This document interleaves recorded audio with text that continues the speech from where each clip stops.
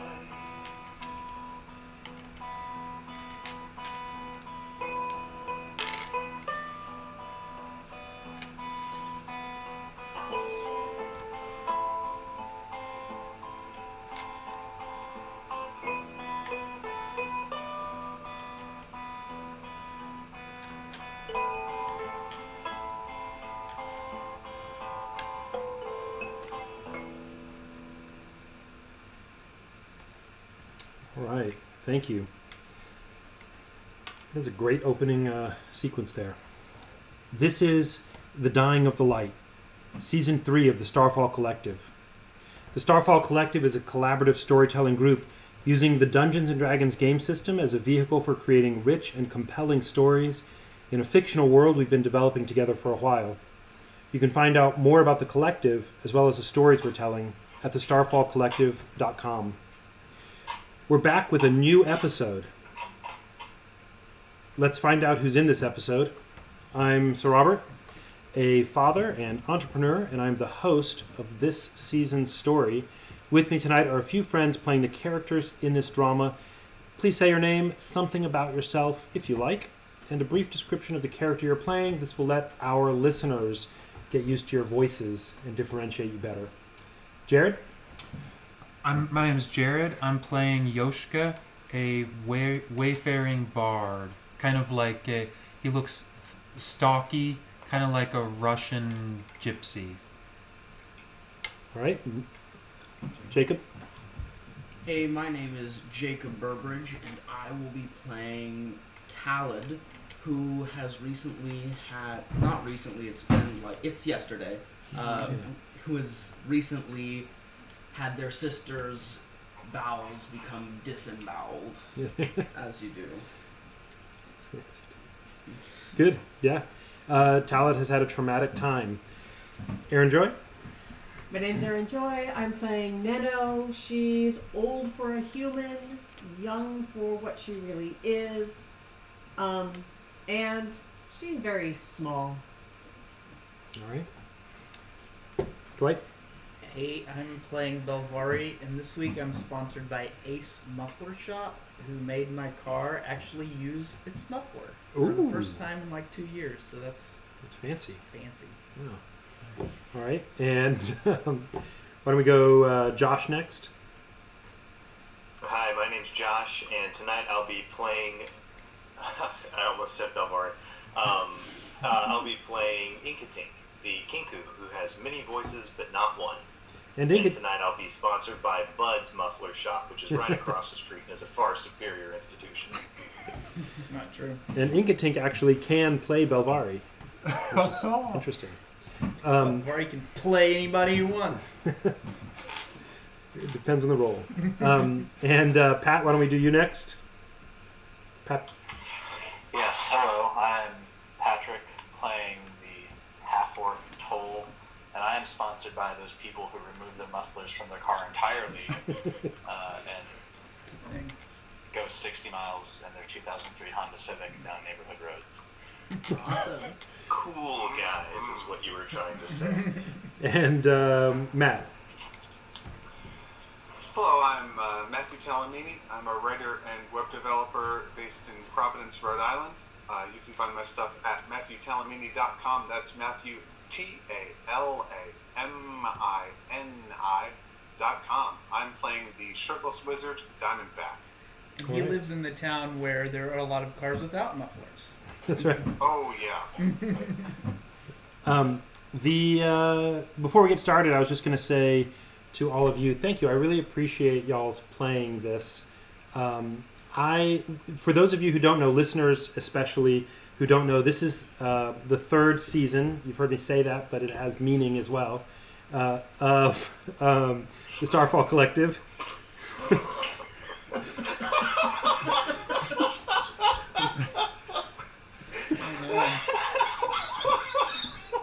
you make some sort of hand signal that I didn't see? I'll mute myself.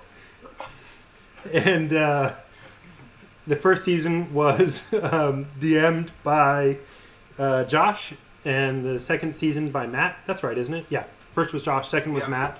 And this is the third season, and I found out that I was going to be the DM of the third season partway through Matt's, and that was like 2 years ago or something like that. So I've been thinking about this world and how to set it up, this time period of the world, and so it's been really gratifying for y'all to play and hopefully be enjoying it. I think you have. I have certainly enjoyed you enjoying it, and so thanks.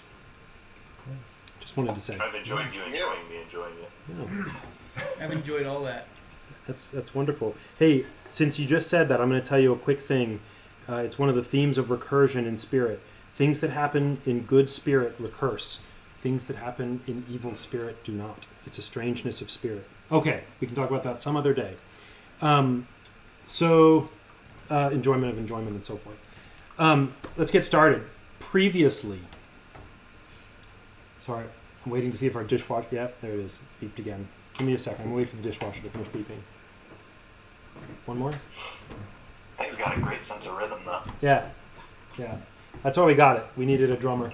Things good. So, previously, the party followed Diamondback through the brooding forest as he followed the arcane force guiding him. He was in search of some trinket, some object that would grant him what has been granted to Belvari, the ability to focus the magic of the forest at will, without components. Who's playing from a train? That's Matt is playing sound effects. Ah, Is that only happening on your side, by the way, Matt? What do you mean? Is it only happening? Will it record on your stream on Riverside, but not mine? It records in a separate track on Riverside. Oh, that's great. Okay. A little after midday, Diamondback began to feel the pressure in the back of his skull pushing him onward. He began to feel it wane. The party decided to wait as he and their Kenku companion Inkatink conducted an experiment. Using a magic trinket of his own that he holds quite dear, Inkatink can achieve about 10 minutes of flight per day. Taking flight and lifting Diamondback with him, they skimmed above the lower canopy, and Inkatink and Diamondback flew in as straight a line as they could manage for what they estimated to be half of the flight time. Diamondback took note of the direction of the arcane force that was now quickly fading. He hoped to use this to triangulate the location of his magical focus and to figure out how much further they had to travel. The measurements were not perfect. The pair of them nearly got lost on the return trip, but Diamondback remained confident that in his work, and he estimated that with another day's travel, they would make it to their destination. If they were to travel quickly through the night, they could arrive at their destination by perhaps just before midday. The party started debating the best course of action for the coming night. It was a good time to stop, since they didn't want to travel at night, and since the magic effect had faded. Diamondback would need to drink another of the potion to get it back, they assume. At that moment, some of Belvari's avian recruits returned with news. "Come see! The people! A murder!" Cautiously, they did... That's right, they wanted flesh. Give flesh was the last part of that. Cautiously, they decided to investigate and found a tiny, fortified hamlet unlike any in their homeland. When Yoshka and Neno went forward to greet the watchman, he gave a peculiar greeting they didn't understand. Both sets were clearly wary of the other. The usually quiet and unseen Belvari stepped forward and replied. Their back and forth created a strange and halting parley. Somehow satisfied, the watchman performed some magic and created a temporary opening in the village's defenses through which the party scrambled. Once inside, they found themselves locked in a small enclosure with these strangers whose home had, hanging at its center, an iron bell. The town's arcanist Morka took stock of each member of the party, appraising them, and after a few brief exchanges, they were welcomed by the leader, Krafit, and he and Morka left to confer with one another. So, it is afternoon. We are in this town. You know the name of it to be Sarakan. You've just walked in. Morka, their arcanist, has used detect magic to create this. You've seen this kind of effect before, to wave in front of her hand and make almost a disc or a lens through which to look at you, similarly to how you look at other things. You look at components to detect what's in them. And she went around and said things to each of you, almost each of you. She actually did not say anything to Yoshka. I'm going to leave it to you guys to pursue what you want to do with that. It is late. It is mid-afternoon. Based on what you've seen, you're not going to get out of the town easily. Remember, they seem to have fortified it with some kind of magic that makes an opening in the wall. How that works, you're not exactly privy to right now. But hey, let's see what you can do. Who would like to do something? Let me tell you a couple of notes just to remind you really quickly. Stuff you already know. You were introduced to the various people in the town. There's a guard who's also the leader. He was the watchman, Krafit. Morka was the arcanist. And then there's some people whose names I'm not going to say right now, except to tell you what they do. One person is a wallier. They have two what they called disassemblers. They have a huntress, two hunters, and a general townkeeper who, keeps things going. And though you didn't exactly hear anything about this, you get the impression from how they're acting that there's also a couple of people who are out and may return. Aaron Joy? I am. What is that first one? The first, Did you say a Wallier? they have a Wallier, 2 disassemblers. What is that? That's what they told you. A Wallier and some Oh, disassemblers. okay. I didn't know if that was a word that I just didn't know. No, I don't. Well, maybe, but You and all Yes, the rest but of also us. a word that was. yeah, that's right. I would have known. Didn't we see the gnome Wallier perform some kind of magic to make a modification to the wall? I believe. Do you remember what that modification was?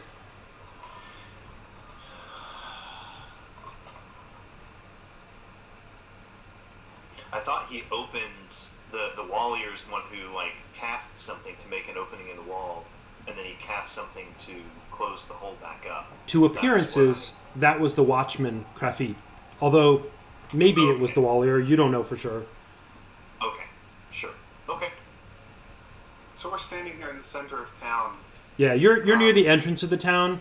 The center of the town, actually, you remember, has this white floating stone with symbols and magic. And above that, hanging from a rafter, basically, is an iron bell with a rope that dangles down from the...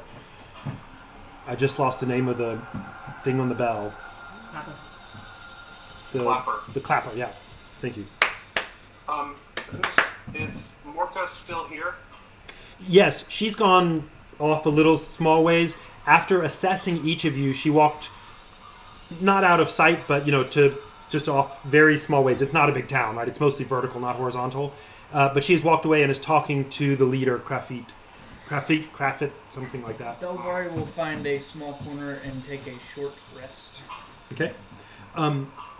Seeing you go, the townkeeper, Fendra, you'll remember she's a demi-halfling, so she's probably like half halfling, half human or something like that. Just like the kid we saw that you rescued, Orden. She is an adult demi-halfling, and she indicates to you that there is a place that you can sleep in the structure, if you'd like. Sure, I'll go there. Okay. I'll say don't sleep. There's snakes. Okay. As I walk past her. She shows you up, and it's as you may remember, it's a series. You could see it a little bit upward, but climbing it, Belvari, you see that it's a series of platforms that are not exactly evenly arranged. It's not like in a well-defined pattern as much as the large pillars that are jutting out from the stones below have those beams, and there's rafters and ladders and things climbing up for 5 or 6 layers up to the top. Belvari, she takes you about halfway up. That's a reasonable indication that she's not putting you in a dangerous situation because you're among them. You can tell looking further up, actually for the first time, that the same kind of antler branch stuff around the edge of the town, making this really thick wall, also forms a dome above. The dome is thinner.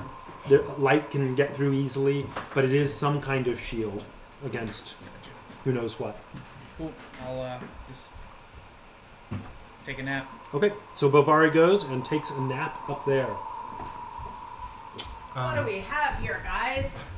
Nana says as she comes, like as soon as they have a moment when they are talking to the leader, and she flips over her veil and squints up at the giant floating rock with the sigils or whatever, and the bell above it, and then like pretty much just spins in a very skirt-flowy, beautiful circle, looking at everything.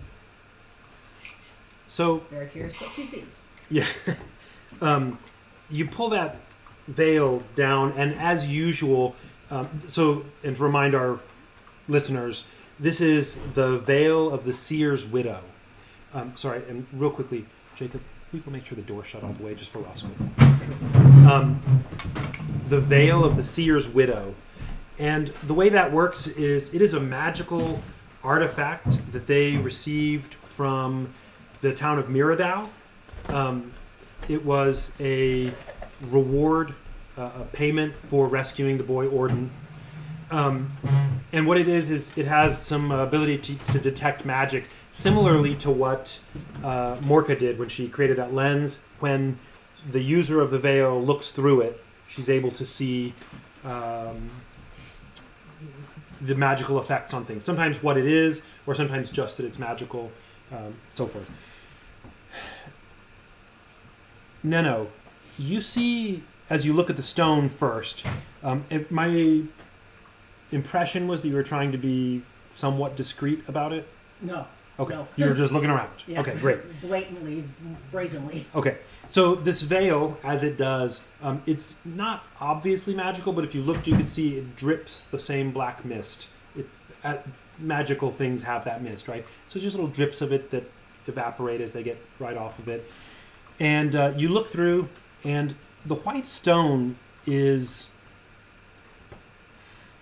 It strikes a few chords with you, Neno. It's not like things you've seen a lot of before, but all of you would know that there are stories that the Iron Bell sometimes bring these to some towns when they're helping that town.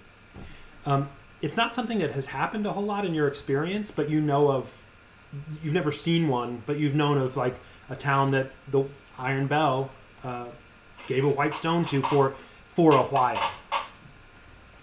And the way that works, this is the lore you know about that, is when a stone gets a float stone, when a town gets a float stone from the Iron Bell, it provides some benefit or blessing to the town, especially in war, in fighting. It may be some kind of magical ward or something. This is the first time you've seen one. It's certainly the first time you've seen anything like one up close. It is about 4.5 feet tall. It's floating approximately a foot off the ground, so it's not like high off the ground. And it doesn't seem to have anything weighing it. Like it's not struggling to stay aloft. It just seems to be effortlessly floating there. It is a brilliant white stone. And you also actually... Sorry, hold on. Okay. Can you guys hear me, Matt and Josh? Yes. And Yes. Patrick? Okay, great. Your video is low on here. I think somebody started watching Netflix here at my house. Just guessing. Basically, you all know, and especially... I'm sorry, actually. Neno... You know what I'm going to do? Let's do it this way. Anybody who wants to try to see if they know anything about this stone, roll me an Arcana check. Your kind of knowledge. Inkatink definitely walks over to Nino and starts looking at it with her and starts trying to study every single glyph, chip, topological facet of the stone. Uh-huh. Would Toll get any extra advantage in that role since he was a slave to the Iron Bell? For what we're rolling kind of the nature of it, so no. No, you rolled a 1? But I got a 3 because of my bonus. Okay, great. Would I get an advantage 13 because for, I'm a stone person that works with stones? Yes, actually, I'll give you a +2. Nice. And actually, It's an Neno, Arcana check? I was going to give you a +2 as well for a different reason, because it's from the earth, from deep. Arcana check? Yeah, Arcana check. So I'm in front. Diamondback, you can have a Toll plus doesn't have any. 18. Diamondback, you have a +2 as well. Oh, then 15 for me. Okay. And a 12 for Inkatink. 13. Okay. You're good. I have a So here's what you know. If you got a 10 or better, here's what you know about the stone. You can listen. It doesn't matter. Just keep it separate from your character. That's all. There are some stories of a kind of stone that floats. It doesn't seem to do other stuff. It floats. And it's weird, and it's rare, and the only thing you know for sure... Sorry, the most sure thing you know about it besides that it floats is that it comes from really deep in the earth. Somehow the Iron Bell have them, somehow they give them, somehow they take them away. There's not a whole lot of them. You've never seen one before. This town has one in the center, and it looks like it's got like a place for it, like it belongs in its spot, right? It's hovering in almost like a carved setting, like for a ring, right? and there's the bell above it. The symbols on it you can make nothing of. They don't mean anything to you. Toll, in particular, your 18 earns you that you feel confident that it's not a meaningful iron bell signal. Set of symbols. The rest of you don't know that, but Toll is confident of that. He has not seen anything like that for the iron bell. And you don't know anything else about the stone. The bell does not seem to be especially magical as you look at it, Neno.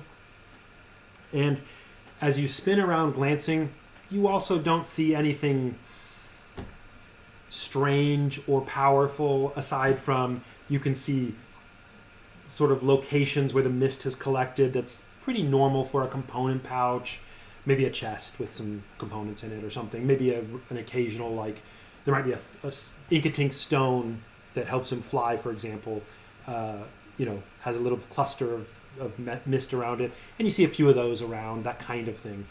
Nothing conspicuous in that way. The normal mist of the forest is more pronounced, as it usually is when you have your veil on. She also sees Diamondback's magical staff, which he has put on a shirt, and he's also carefully wrapping it up. Yeah. And quickly wrapping it up in cloth, as he's done before, like to keep people from seeing the snake emblems on it and on him. And you do that good. And you do also, I forgot to mention, Morka went around and Diamondback was, let's say, curt with her when she asked him whether he was a follower of Braka or Gotish. He said he doesn't give information to those who support the Iron Bell, basically. And I thought it was Garaton.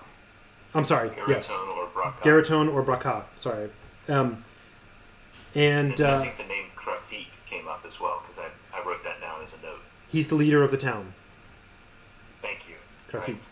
Right. This brilliant white stone, is it covered in the black mist of magic? It is not. Okay. I will say, though, it does have some kind of magic.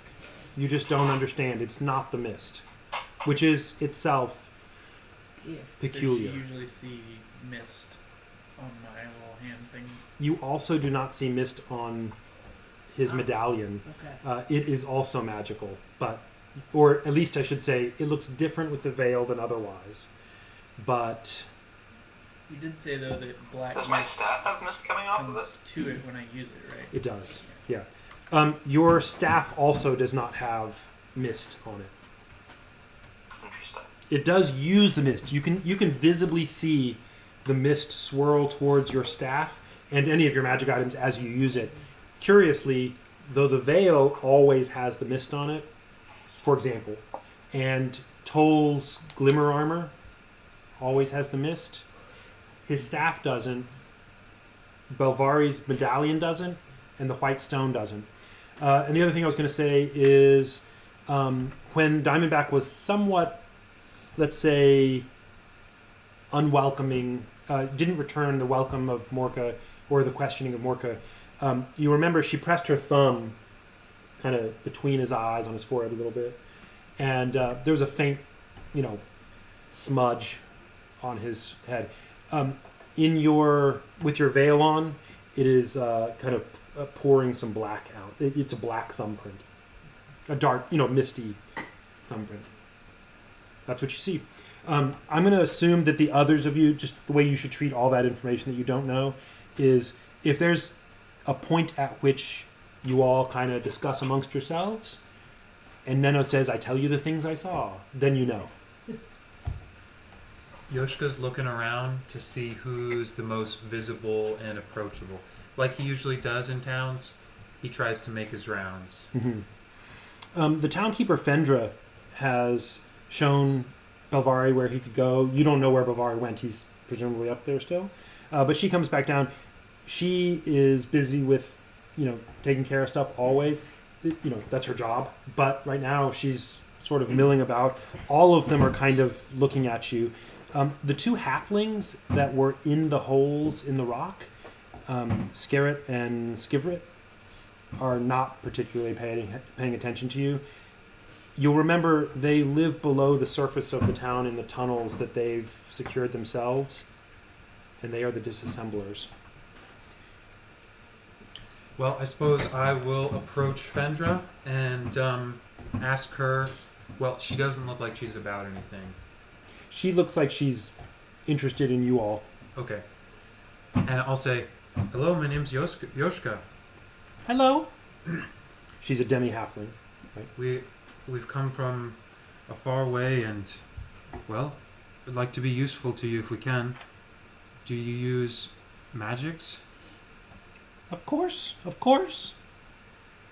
Well, I don't know what you have on this side of the river, but I can show you what I have and tell me if there's anything useful.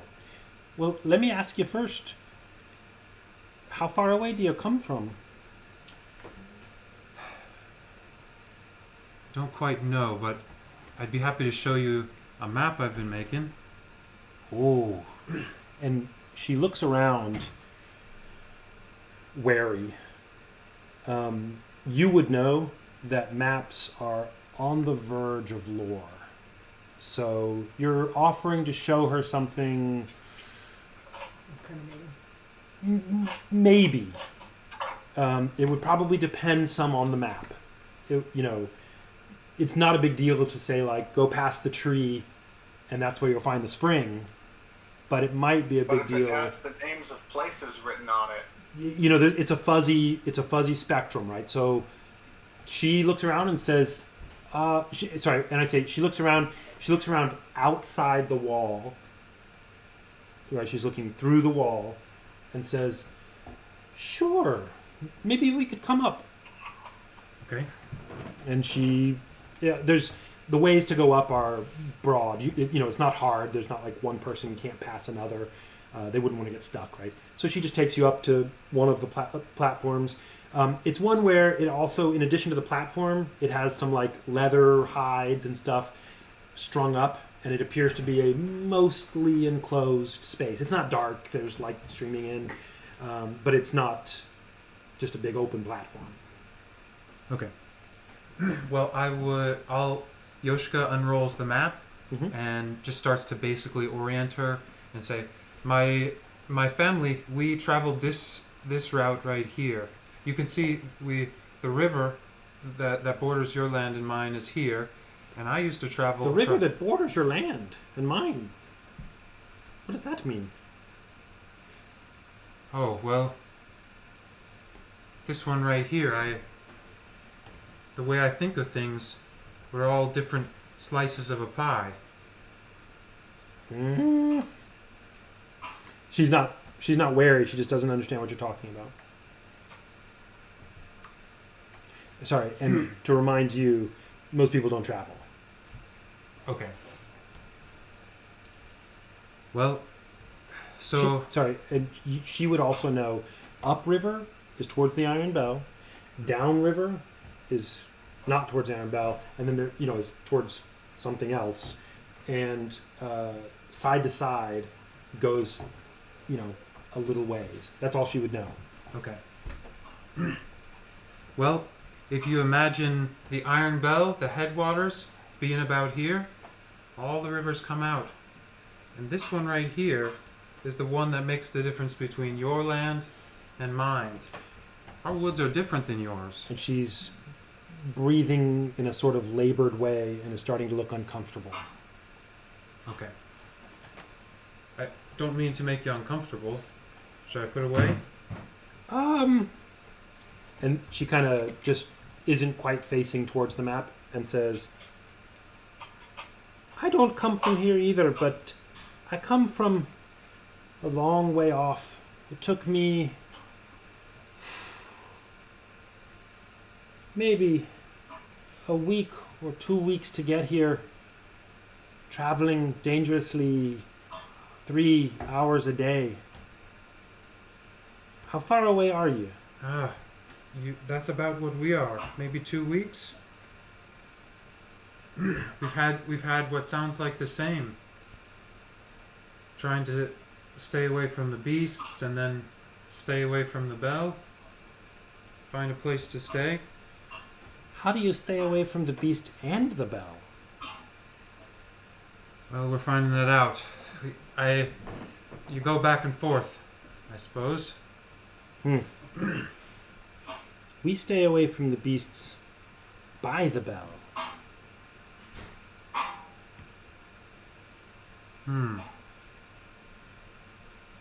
So you don't have trouble ever paying tribute? Paying tribute? You mean bringing the beasts? In our land, we have to give our children to the Iron Bell in tribute. Children or adults, of course. Anyone who dies, we give. No, in our land, they want them alive. Why? Well, we don't have anyone raising the dead. I don't understand what you're saying. It's very strange. Sounds like a peculiar place. Yes. Different worlds, only a river apart. Well, I don't mean to trouble you. I'd give you something if I could. Sure, we could trade you. We don't have very many people who come, but when sorry, give me a sec. When Teko and Adina come back, usually we get new things. Okay. They're part of your group? Yes, they are. Teko, he's another huntsman, like the other, but and Adina is his daughter. She's young, but she's very good. She's a forager for us. She can find things none of us can. She's good at finding in the forest. The two of them never separate. It's Teko and Adina all the time. So they go out, sometimes for a day or 2 or 3. And they always come back with game. And they sometimes come back with other things. Well, good for her. This is who we need to talk to. And go with. And did any of y'all go up there with Yoshka to the platform he's on? Oh man, if I thought to go up, I would have been prompting him with questions this whole time. I'm like, dang it, I would have told things like downstairs. Yeah. Diamondback is probably shuffling slowly and embarrassedly towards Morka. Okay, so hold on 1 second. Let's finish this, and then we'll to other people. Meanwhile, Yoshka, so do you want to say something about that? Or do you want to say anything? She indicates to you as she says so, she's got there's a little wooden box, normal kind of thing. She indicates to you, it looks like it's probably a component box. It's not like a giant chest. It's a normal sized repository. Bigger than a pouch. You could probably put a couple of pouches in it. And she's happy to trade. I guess I'll ask her, so do you... Let me find that accent. How often do you have to move your village here? What? How would it move? Oh, you stay here and you call the bell when you need help. Of course. I see. She kind of gives a glance and over sideways and hits her fist against the big stone pillar. Like, I say big, it's a couple of feet square, shooting out. I know my questions may seem strange. I think of me as a bird. My family, our village was wagons, and we were always flying away. Ah. We see some of yours once in a while. It's been maybe... I don't know. I have not seen any here in Sarakan, but in my town 10 years ago, last time I saw, some of you who travel. Okay. And then Yoshka will kind of gracefully conclude the conversation and move on to somebody else. Talk to somebody else. What would you like to try to trade components or anything right now? Although, I don't mean right now on the scene, but like, would the next thing you do trade components, or would you go back down and talk to people? That's not his primary interest. That was just a goodwill gesture that I thought could possibly start there. So she offers, and you maybe say, hey, let's look at that in a little bit. Let's figure out where we're going to rest and everything. I just want to have a bit of momentum for your storyline as we switch to the next thing. Let's go ahead and switch now to Toll. Toll, would you like to go now, or I could switch to somebody else? Yeah, I can go, or I might just telling you what I'm doing in the village. Sure. And I just to give you a reminder, the village is, as you could think of it, as like I said, it's not a village all of the kind you have been in before. The lower portion of it is probably, the interior surface is like 50, 60 feet. It's relatively small. And then it towers up, and it's a lot of vertical space that you would go to get away, as it were. The lower level, you can see everybody right there who's on the lower level, on the ground kind of floor. What's the total number of people that I've been introduced to or seen or been made aware of? Would it be around like 10? Yeah, 9 people total have been named for you.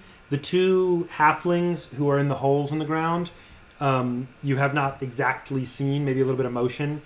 You just heard their names, Scarrett and Skivrit. But you've been introduced to 9 total, including them.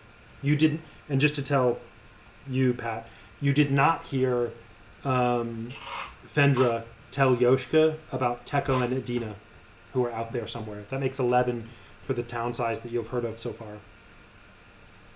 Cool. Yeah, I guess at this point I'm still with everybody minus Yoshka, right? Yeah, and you'll remember, minus Yoshka and Belvari. Belvari went to sleep. You'll remember, Toll, that when Morka came to you, the thing she asked you, she looked at your staff curiously for a moment and said, "When did you meet Morris?" Right. So that's your interaction so far in this town. Yeah, I'll say to the group, after what happened in that last village, it's hard to trust anyone who seems like they have goodwill, and the bell in the center of their town doesn't do them any favors.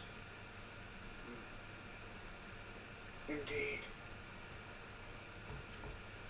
Perhaps I and maybe a few others could ask around and see if these people are hiding anything, or at least try to see.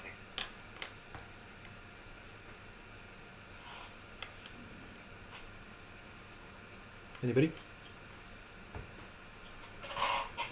Nano doesn't volunteer, but she doesn't give any dissuasive body language. She just kind of shrugs, thinking to herself, he's a very big boy to be skulking around.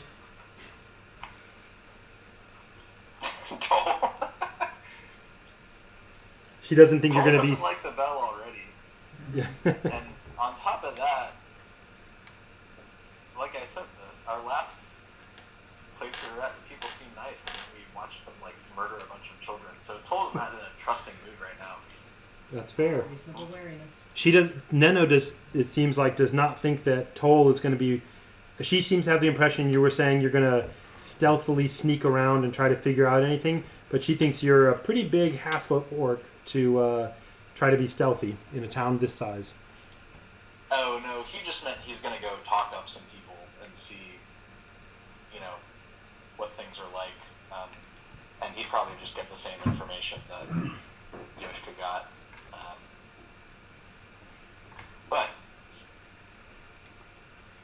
Unless he gets more if information, anything else, would he have to actually do the conversations with everybody, or could he quickly simulate that? We can simulate some of that, and also if you want to tell me one person you're especially interested in talking to, let me give you their roles again. The town leader, who is also the kind of guard watchman, the Arcanist Morka, who talked to you already, the Wallier, Disassemblers, 3 Hunters, 2 Hunters and a Huntress, and the Townkeeper that Yoshka went off to talk to. Yeah, I'll definitely pay a visit to Morka, follow Okay. up on what she told me, and other than that, I'll just kind of mill about, see if anybody looks to be doing anything interesting or Yeah. suspicious. He understands his predicament and the predicament of the group because they're kind of like trapped in a lion's den, if indeed there's a lion somewhere. Yeah. We can only leave if these people let us leave, so he's going to play cautious. Yeah. You go to Morka, and she's still talking with Krafit, but you mention, hey, could we talk? I wanted to ask you about something you said, something like that. She basically indicates that it's not a good time right at the moment, but if you want to talk to her a little later this evening, that'd be great. Cool. All right. We'll agree to those terms. Okay, sounds good. Who else would like to do something? Talad? Talad's actually going to be looking for the stone carver. Someone has to have brought all of the stones here, and if that person brought the stones here, it seems like a logical conclusion that they would know who carved the stones that were brought here. So he's just going to be looking for some information about that. Great. Who do you go to? I guess You can do a random person. You could say somebody you're interested in talking to. Does it matter? it doesn't really matter. Just a random person. Okay. That random person is Obrion, the Orc Hunter. He is a big, he's an orc, so Yeah. he's big. Bigger than you. You're a late adolescent human, but so he's probably got a foot on you at least. He's hardy, strong, clearly a hunter, and you can't tell what he hunts with, but you're guessing he's not a stealth hunter by his size. I'm going to walk up to him and say, do you know who set the foundation of this community? He was talking to Veradia, the huntress. They appear to get along well. She's a human, and they probably go out and hunt stuff together. And he turns aside, and not exactly jovially, but in a orkishly friendly way, says, "What now?" The Rocky Foundation. Who brought it all here? And he looks over at Veradia, who gives him a shrug, and he says, "I don't even know how I would know that." Talad's just going to... He's gonna slump his shoulders a tiny bit and say, "Well, alright, thanks for your help," and just go off to find someone else who can help him. And he's just gonna keep doing that until someone knows about that kind of stuff. And this is probably not your first, but maybe close to first experience with an orc. Yeah. Toll's a half-orc, but you've been around humans and your own family for your entire life, extended family. You have no idea what his mood or response was. Anybody else who happened to overhear that would have heard that it was orc-friendly. There were no insults, there was no scoffing. He just was like, "I don't know, how would I know that?" If you want to go around and ask other people, you can go and say, same basic question. When you get to, let's see here, Davra, he's the Wallier, the gnomish Wallier. He spends all his time basically making sure the wall is strong. When those big black pillars shoot up like that, they connect to the wall at a spot, and they make it all reinforcing with each other. Go ahead and ask him anything you want to ask him. I'm going to... Never seen... So, Talad is going to... he's not going to, like bend. He's gonna bend over, not like kneel down to talk to him, but he's just gonna bend over slightly and say, "Excuse me," and wait if he responds. Is he like facing me, or is he doing You can walk up to him and he'll be able to do. They're all doing stuff, Yeah. but you walk up to him. Davrat looks at you and kind of arches an eyebrow. Your best guess, though you've never seen a person so short, is that based on his beard and the way he looks, your best guess is that he's as old as your grandfather if he were a person like you. You're not sure, but he arches an eyebrow. Do you know who brought all of the stones here to make the foundation? Oh, I couldn't tell you anything about that. So long ago. I could tell you this. Krafit, I think he has been here the longest. Maybe he might know, but I'll tell you one thing. I've been looking after these walls a long, long, long time.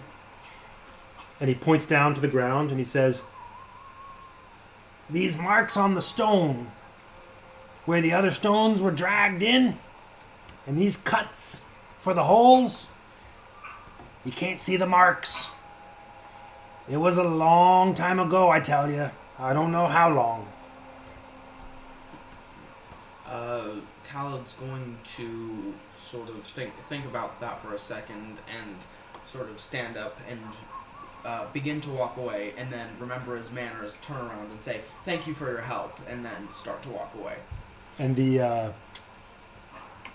you don't notice this, but the camera does and the listener does, that he seems pleased by your manners, unusual in the forest, and he kind of strokes his beard a little quickly a few times. Anyway, I'm going to go find whoever, I forgot what. Krafit, the leader of the town. Yes, I'm gonna go find him or her, I'm guessing. It's a him. Him, Yes, yes. you were right. That's right. So I'll just go and try and find him. Okay, we'll get back to that in a little bit. Yep. He is currently talking to Morka. They're figuring something out, but toodaloo, toodaloo, toodaloo. Who else? Nano has, once she saw what she could see with the veil, there's no need for her to take it off, so she just keeps it on until the power wanes in about an hour. And she's awfully curious about the two halflings that they were specifically dissuaded from communicating with, Sharit and Skiveret. Yeah, Scarret and Skivret. Okay, Scarret and Skiveret. And she's curious what they do as disassemblers. She has a guess, but she's going to go over and sit with her feet dangling in one of their holes, just sitting and staring and watching. Every now and again doing a little bit of humming, so she seems not very threatening, but just observing everything she can observe. So there are about 4 holes that appear to you to be interconnected somewhere below, because you see a little bit of their motion in the holes every once in a while. There is a 5th hole off to the side. It's bigger. It's probably 3-4 feet diameter. Their holes, they're halflings, they told you that, the people told you that. Their holes are about 1.5 feet maybe wide, and they slope in at maybe a 30-degree angle. It's steep, but it's not like crazy steep. If you were to jump in that, you might find yourself sliding a little bit. You could make your way back out, but it would be... Clambering. Yeah, you'd be working on at it to get up. You do that. You dangle your feet. You're small yourself. You're not filling the hole with your size, right? You're roughly the same size as them, and you hear a lot of sounds. Are you on if the tunnel's coming up at an angle? Are you sitting on top of the tunnel, or are you at the entrance to the tunnel, where you could look down it? I would be in the looking down direction. Okay. So you have your feet kind of just tapping at the entrance, and you're looking down. There are some flickerings of light below, as though there's probably a torch or something. It's not very much, and you see movement of shadows, as well as some sounds that are like... just intermittently. Yoshka goes to Belvari and says, What Has it were been those? an hour? What's that? Has it been an hour? Sure. Okay. Belvari is already awake. What was that you said with them Huh? to let us in? Oh, I can't tell you that.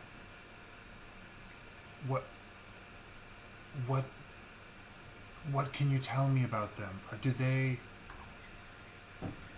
I they can tell you. are they against the Iron Bell? Do we need to tell Diamondback to hide his writing? I can tell you that I Sorry. don't know that much about them. Closer to you. I just know that we're probably a little bit safer inside than outside. Should probably keep an eye on them though. So you don't trust them? I don't trust anybody. You don't know them? I don't know. Okay. Yoshika's gonna go out and try to talk to... see how approachable the huntress and hunter are. Okay. You go up to Varadia and Obrion. Diamondback would like to go with him for that. Diamondback wants to talk to them too. Okay. This is not Diamondback. Diamondback doesn't know this, but Matt, I'm telling you, this isn't Teko and Adina, the father-daughter pair who are Right. out. Okay. You go up Different to. hunters, yeah. Yep. Belvari will go with them too. Okay. There are And three. I think Inkatink is tagging along as well. Okay. So y'all are going as a little gang. And not. We're strapped. That's right. So you go up to. Inkatink begins fingering a dagger. All right. Feathering. You go up to the hunter and huntress. This is Obrion and Varadia. Lambril, the other hunter, he's a human hunter, is off somewhere else, but Varadia and Obrion are talking to each other. Obrion's an orc, Varadia is a human, male, female, respectively. And they're just doing some stuff with their equipment on one of the platforms, the lowest platform. May I speak with you a minute? And they look at you, and Varadia nods more towards Obrion, and Obrion says, "Yeah."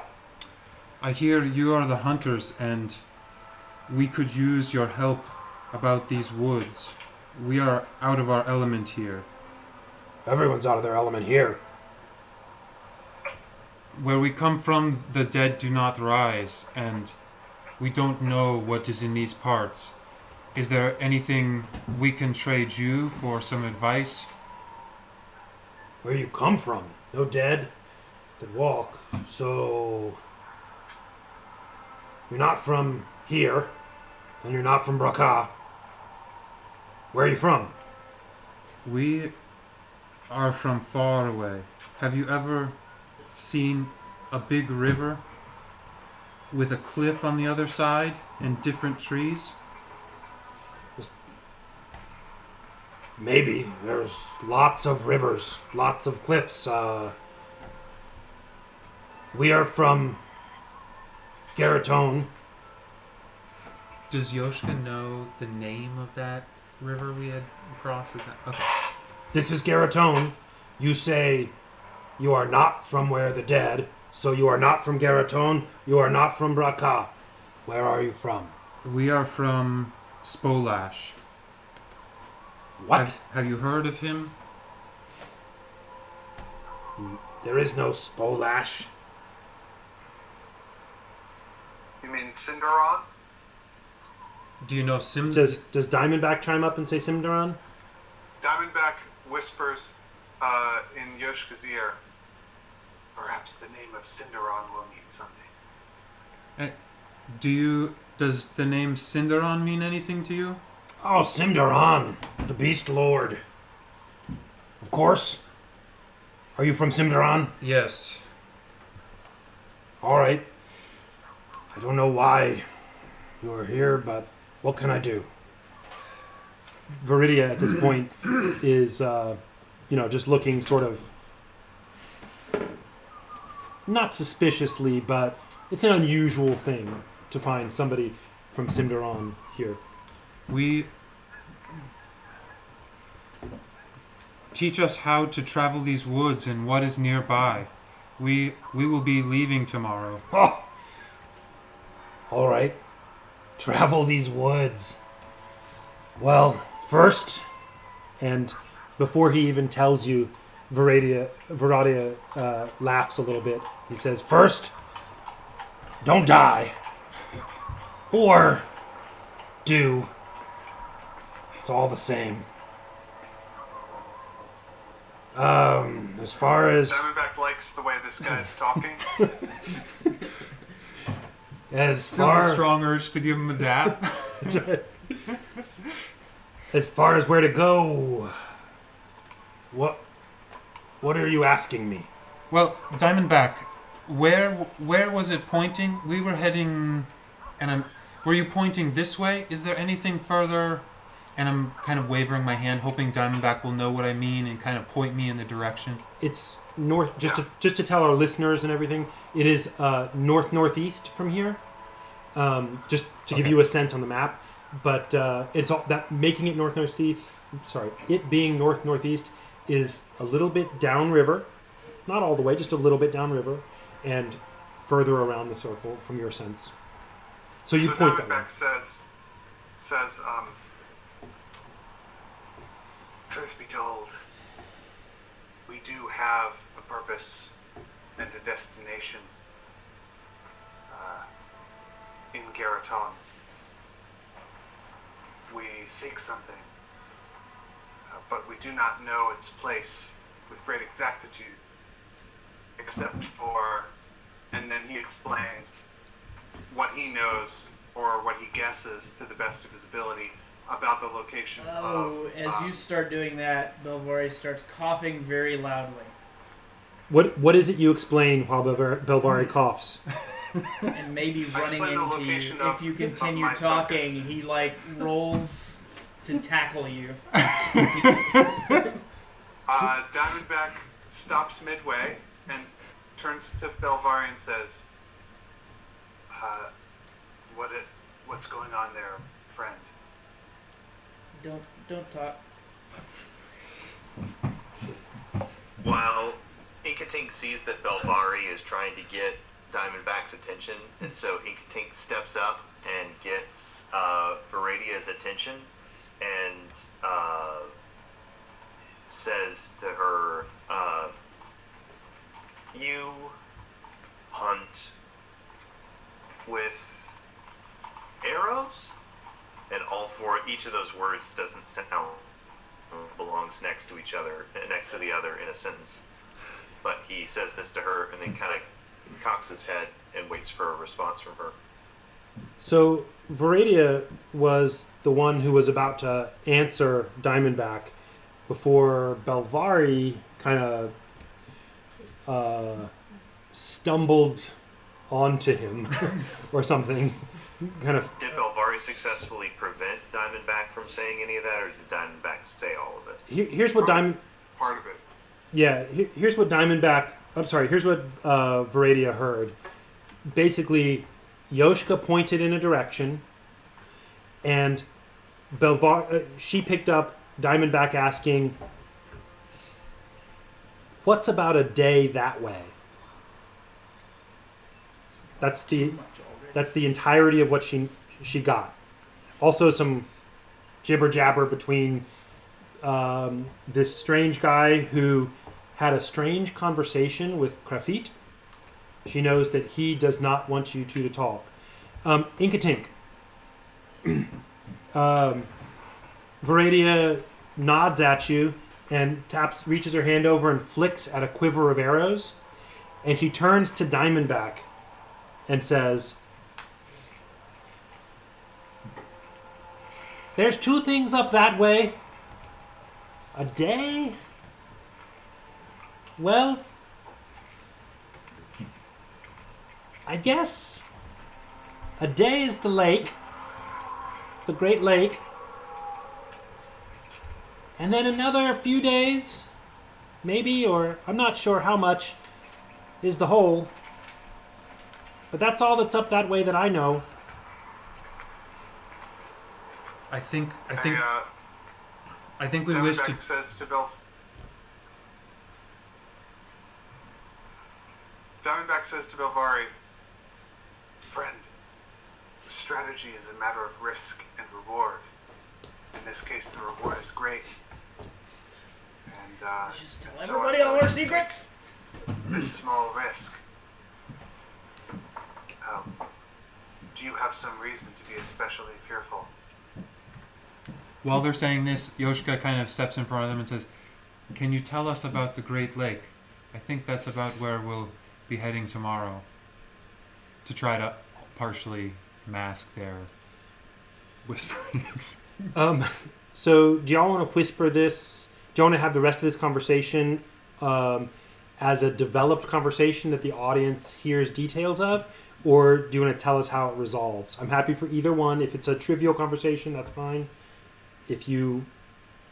I don't know. Don't worry, every time anyone starts talking about specifics of where we're going and pointing, would just try to nonchalantly stop them from doing that. Okay. Although if they've already shared all of that, maybe it doesn't matter. Okay, well... Maybe he would stop after a while. He just... So maybe Belvari just kind of gives up. grumps quietly Yeah. about it. All right. Yoshka, you've come in and sort of asked about the lake. She said the only thing there is a day away is the lake, and another couple of days, she doesn't know for sure, past that is the hole. She says, the lake, and then here, Obrion jumps in, not interrupting her in a bad way. You get a feeling that they talk a lot and just kind of back and forth. And Obrion says, all of that is the Nanaga. It is a hard place to be. I mean, I guess everything here is a little bit Nanaga, but over there it's more. I think maybe more at the lake and maybe less at the hole, or more. I don't know. And Varadia kind of nods and says, if you're going to travel there, you're going to want to...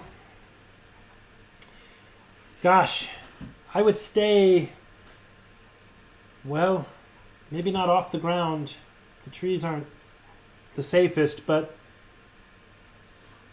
Maybe not on the ground, though. Here's what I would... Ground, then. Say? Beneath the ground, then? And they both laugh, as though you told a pretty funny joke. They appreciate that joke for a few moments, and then say, "If I were you, here's what I would do: secure a place early in the day, and travel as soon as it's safe. Stop as soon as you need to.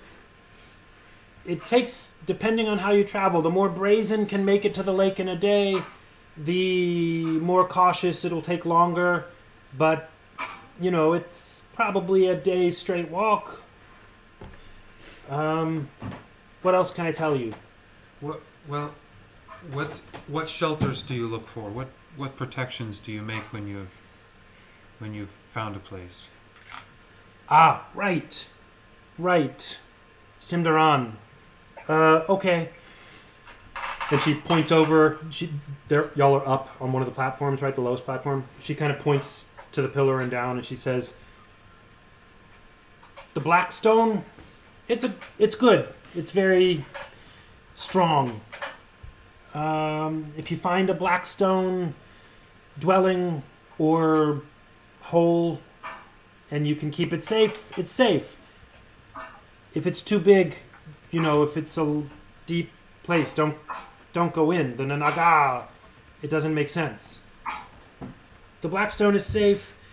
And I'm gonna mouth the word nanaga to see, if she catches it, to show that I don't know what that means. Let me see if she catches that.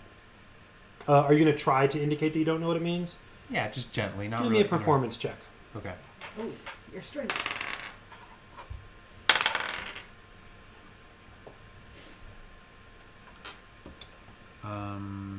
Over 20. Okay. She gets the cue from you. She sees what you're saying, and she says, and she's talking. She continues what she's saying, and she says, "But I think if you, let's say this, you can see our town. It's a small piece of ground because we don't want to have to defend a large place. The smaller the place, the better. And the black stones, they're very strong. Sorry. The black stones are very strong. There's no real hints. Sometimes you will find the ruins of black stones. Those are not common, but they happen, and you could stay there somewhat safely, maybe. If you are in the forest at night, you might wake up dead. The Nanaga. Do you not know the Nanaga? No, Simdaran does not have that. And she sort of leans back and thinks for a minute and kind of like taps at her jaw, thinking about what you're saying. And Obrion jumps in. The Nanaga. They are...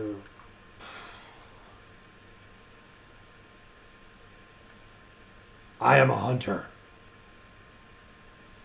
I hunt whatever I can eat in the forest. The deer, the elk, caribou, a rabbit, sometimes. Do you see those around here? Sure. Not right now. Not this week, but prior. And they'll be back soon. But the Nanaga, they hunt everything. They hunt me. So... In Simdaran's land, we had a long, long night, many days, and everything outside of villages was killed. Did something like this happen in Garaton's land? A long night. Yes, one that lasted for many days. A blood night? That's not long. But the night was days. It was for a long, long time. We had a blood night. That's why there are no creatures right now. That is why Teko has been gone so long.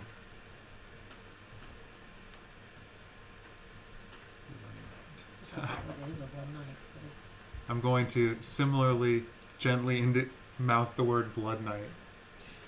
Go for it. Also over 20. He's largely oblivious. This orc. Okay. He What's a seems... blood night? Galvari says? Yeah. Sorry, say it again. What's a blood night? What's a blood night? Maybe in Simdaran there are no blood nights.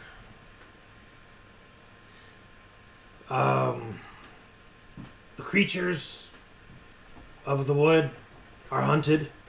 Always. We hunt. They hunt each other. The Nanaga hunt us all. Are they the undead, the Nanaga? We are as children in this land. I apologize for all the silly questions. You have to ask that again a different way. You said a strange thing. To us, we are surprised to hear that men may die and then rise again, strange and foul smelling. These undead no longer dead, but not quite alive. Is this the Nanaga? And Viridia chimes in and says,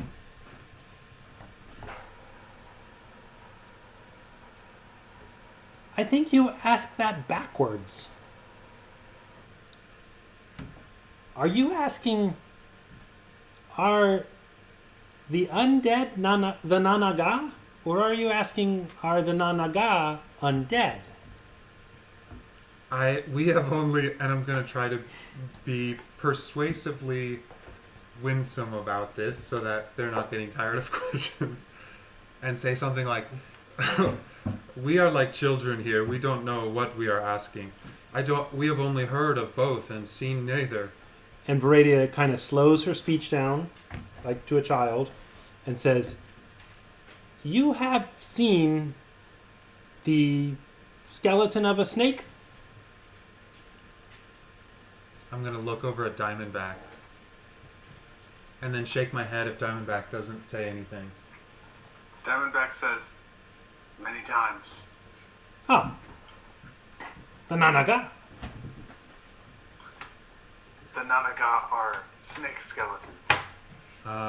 Well, not always.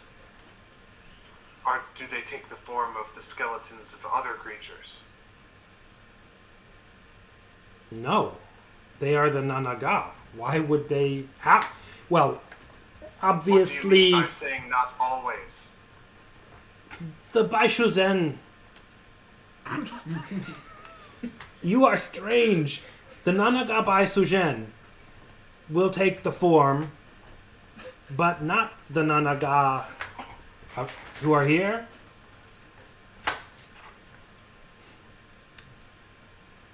We know so little. Tell me, Are you is frozen? it Okay. is it the case that when the Nanaga grow too many for you to handle, you ring that bell?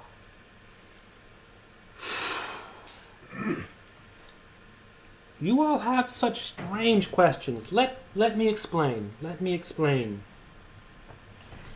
We ring the bell. No. Yes. They do not grow. No. You have such strange answers. The Nanaga do not grow, I think. They are the Nanaga. We Tell ring... me, do you know how to count? Do you know the difference between I hold up one finger and I hold up 5 fingers? She looks 1 and 5. insulted and does not respond. When I said the word grow, I meant to indicate increasing in number, not in stature or physical size. It was merely a figure of speech, and I apologize that it has confused you. And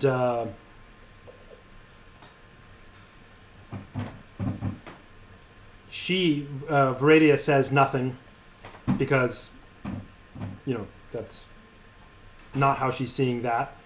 And seeming to defend her, Obrion says, she knows what she says. You are confused. And We he are. seems offended on her behalf.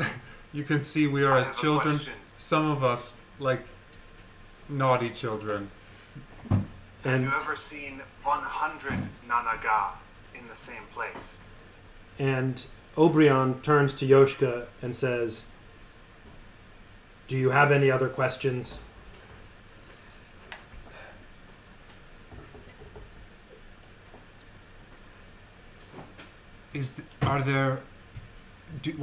Do you use magics? Of course. What are your favorite magics? Again, I am asking like a child. Are you ever stuck outside in the dark? Do you ever spend the night sleep in the field? In the forest. Yeah. In the field that I way. was guessing like a Yeah. hunter's term. Yeah. We do, but we are not stuck. We can always return to the town. Ah, We ring the bell, this tiny one, and he points to Diamondback. Clearly it was some sort of pejorative. This tiny one asked about the bell. We ring the bell at the Blood Night. The Nanaga do not grow. We sometimes sleep out. We can always return. Are the Blood This- Knights It gets regular? chimes up and I'll do both. looks at Viridia and says, "Can I borrow your favorite arrow, please?" Here, and he hands her a really nice dagger that he has.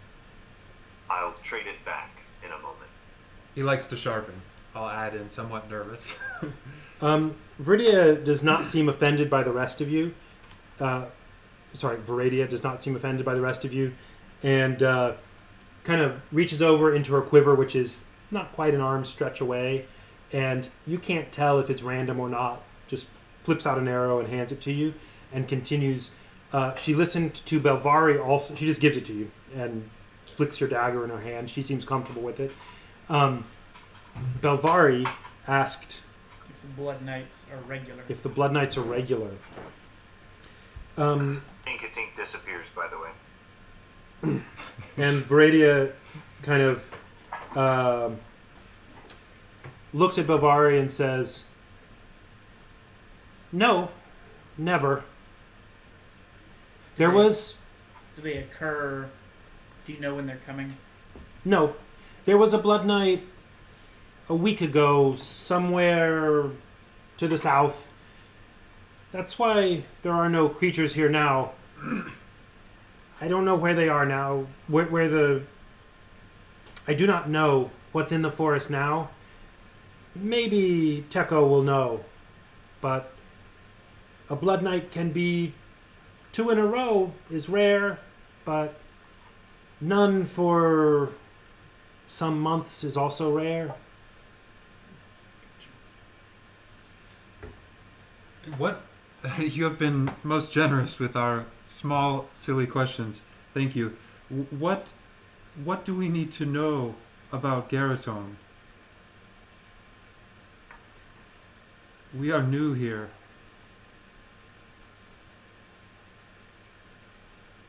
Garaton is, and she kind of is trying to figure out how to answer. It is a strange question to her. She says, Garaton, his hands are flayed.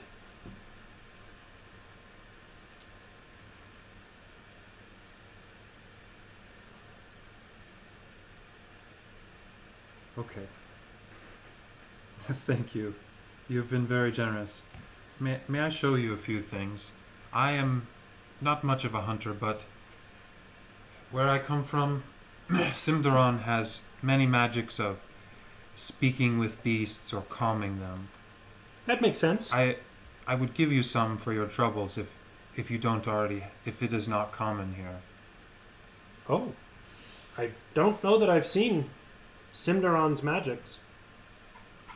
Well, look, and I'll take out a couple different spells and maybe just take some time to show her how the spells work for, like, animal friendship and speak with animals. Hmm. And Obrion is watching and says, "Wow, both great for hunting." Well, we have had some birds help us. If you could use another pair of eyes, or if you're tracking what did you call them? Caribou group. And give him a silly smile like, I don't know what I'm talking about. Befriend the elk. No. Befriend the caribou with the spell. Cut its head. No, befriend the ravens to help you see from high above. Feed them meat. Give them the food. No, little pieces. All Well, right. if it's not useful, I said I am not a hunter. I would try. Well, here you go. Here's one to try. He takes it from you and sticks it in a little pouch on his belt. I'll give him a animal friendship. Okay. And if you'll decrement that. Yeah. And he reaches into his component pouch and give me 1 second so I can find what he gets. Or no, wait, I was just talking about speak to animals soul today. Okay. Diamondback talks to Belvari in an aside. Okay. And he says, "Friend, you seem to know much of these people. If I were to transform my staff into a snake, would that be very unwelcome by them, do you think?" Belvari kind of makes a face and is like, I don't know. I don't know these people very well at all. You knew all their passwords. Yeah, that was a little kind of a surprise to me. They're very different from the people that I know. And yet you know more of them than I do.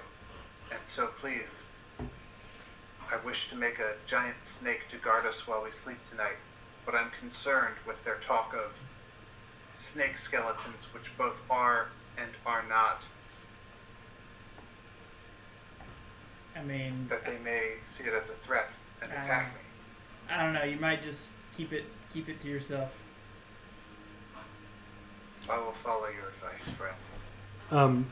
Yoshka, as they do that exchange, he reaches into his component pouch and he pulls out 2 components for you. And he says, "I do not know what Zimdaron has for his people, but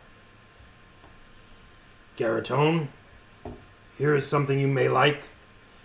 And he gives you the stinger of a grim-eyed scorpion and the eye, a piece of eye, whatever, of a split-tailed hog. And he tells you how they work. I'm going to tell you the magic on them here. The split-tailed hog, it has level 1 hunter's mark, level 4 secret chest, This I have never seen. safety for the things you hold while you run. Make a chest, put it in, hide the chest by magic, bring it back when you need. Thank you. And it has level 4 dimension door.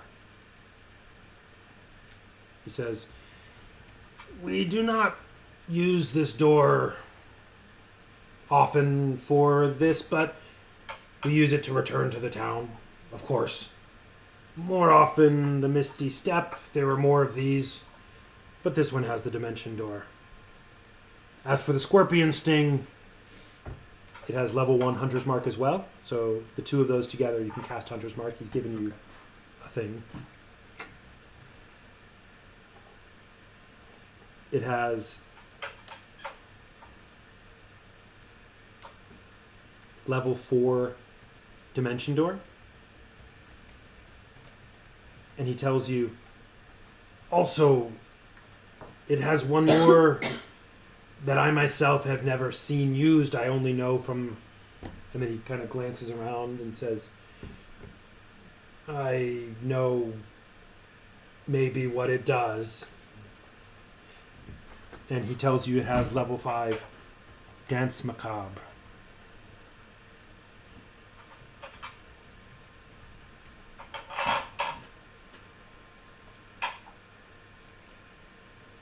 Thank you. This is very generous. And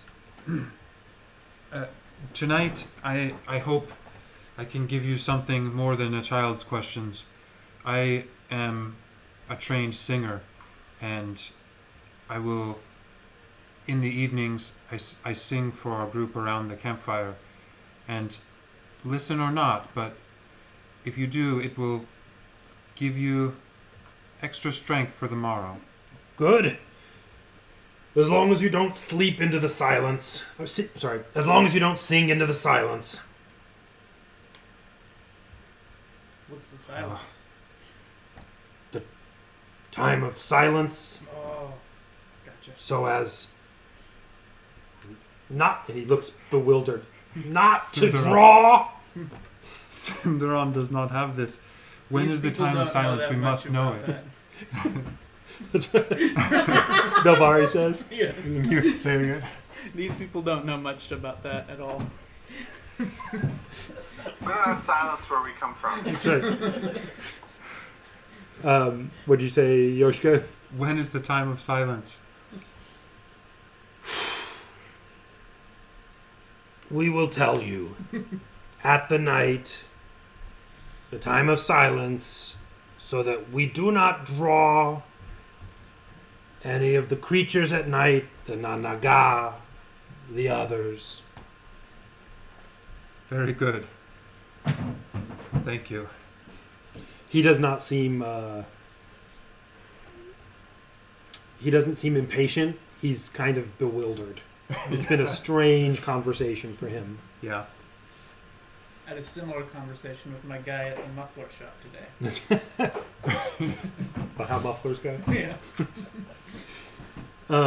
Okay. Why don't we take a 10-minute break here? It's a little late in it for a 10-minute break, but that's okay. That'll give us a chance to stretch our legs and whatnot, and maybe y'all could formulate whatever you're going to do. I will say what's going to happen next is we're going to cut forward to right before the silence, which is where everything is quiet. You know, it doesn't mean like no speech whatsoever. You get the impression it's you're not making loud sounds in the forest. And so y'all can figure out, you know, how you want the night to go. Good? Okay. All right, we'll take a break here. So I would wrangle you as soon as I can see you, so that you can be my anchor and let me down into the hole with a rope and I can see what's going on down there. The hole where my feet are currently dangling, and underneath are some disassemblers that I'm not allowed to talk to, but I definitely want to see what's going on. Is there anything else you want to do apparently. here? Oh, no. Okay. So To avoid giving all of our information to people. So you have a thing you want to do with I him? have a thing I want to do before bed. I don't know if we'll get a chance to, but maybe we can like later say the thing that we did that afternoon. But I have to teach tomorrow, and it's first time the kids are back, and so I cannot bottle today. I might Okay. actually even like shut down and tiptoe away if it looks like Okay. I can get away with that. I think Matt's house is on fire. I think he's playing something. Careful. For us.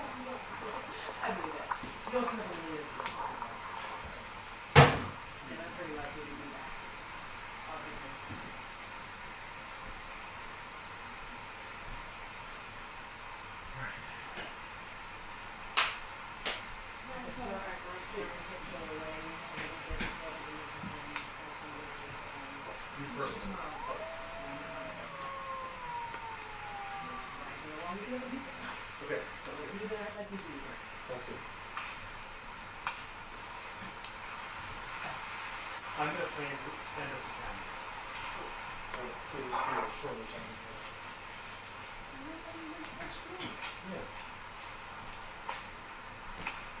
One episode? The whole episode is 30 minutes. The whole episode is 30 minutes. What happens in formation? Did you like a 1, 2 hour and 30 minutes? Yeah, 30 minutes. 2 hours, 30 minutes? You always cut them and make the episodes sometime in 45 minutes. 45 minutes. I like the idea. Animate those.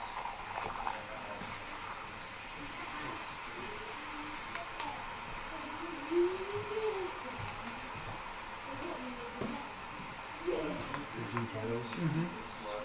Yeah, very good. Here's the ones for you. I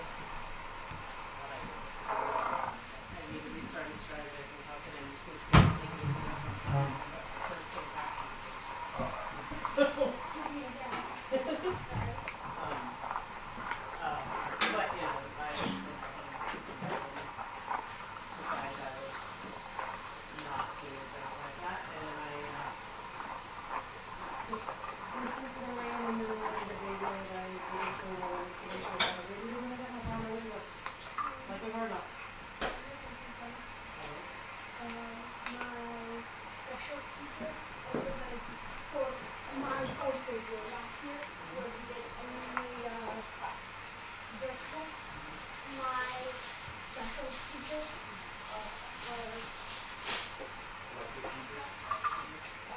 they got me COVID and stuff, but my science teacher was really able to do it over summer, and she posted the entire video. I thought that was a super great idea, because she got paid every month, and she did her work. That is pretty smart.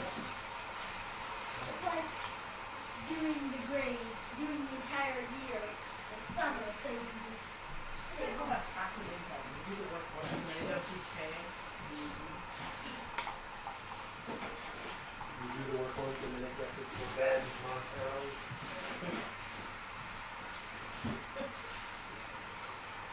If anyone wants tea or hot chocolate, I'm warming up water. Hey, I want to be a really good host. Unbelievably good host. I had this experience that I eventually, at work, I felt like, and then talking through prayer, I realized, no, Sir Robert taught me how to be efficient, and so I don't have as much work to do as the week I do. It's a hard problem. Anyway, so thanks. Okay. I'm taking that was helpful because then it took me then I took it as freedom. So I was like, all right, well, I'm learning statistics because apparently that's behind data science. It's like a good foundation. Statistics is the exact quantification of ignorance. It's like its role in life.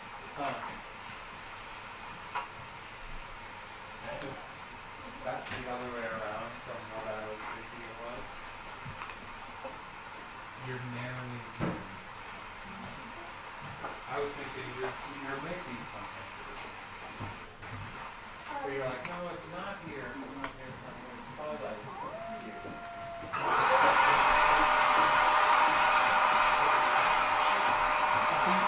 Someone go around the fire and just turn on a vacuum. That is Pat breathing. Hot mic.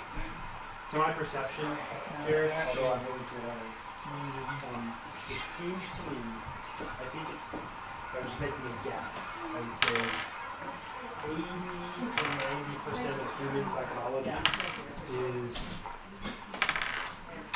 managing our ignorance and our denial of our ignorance.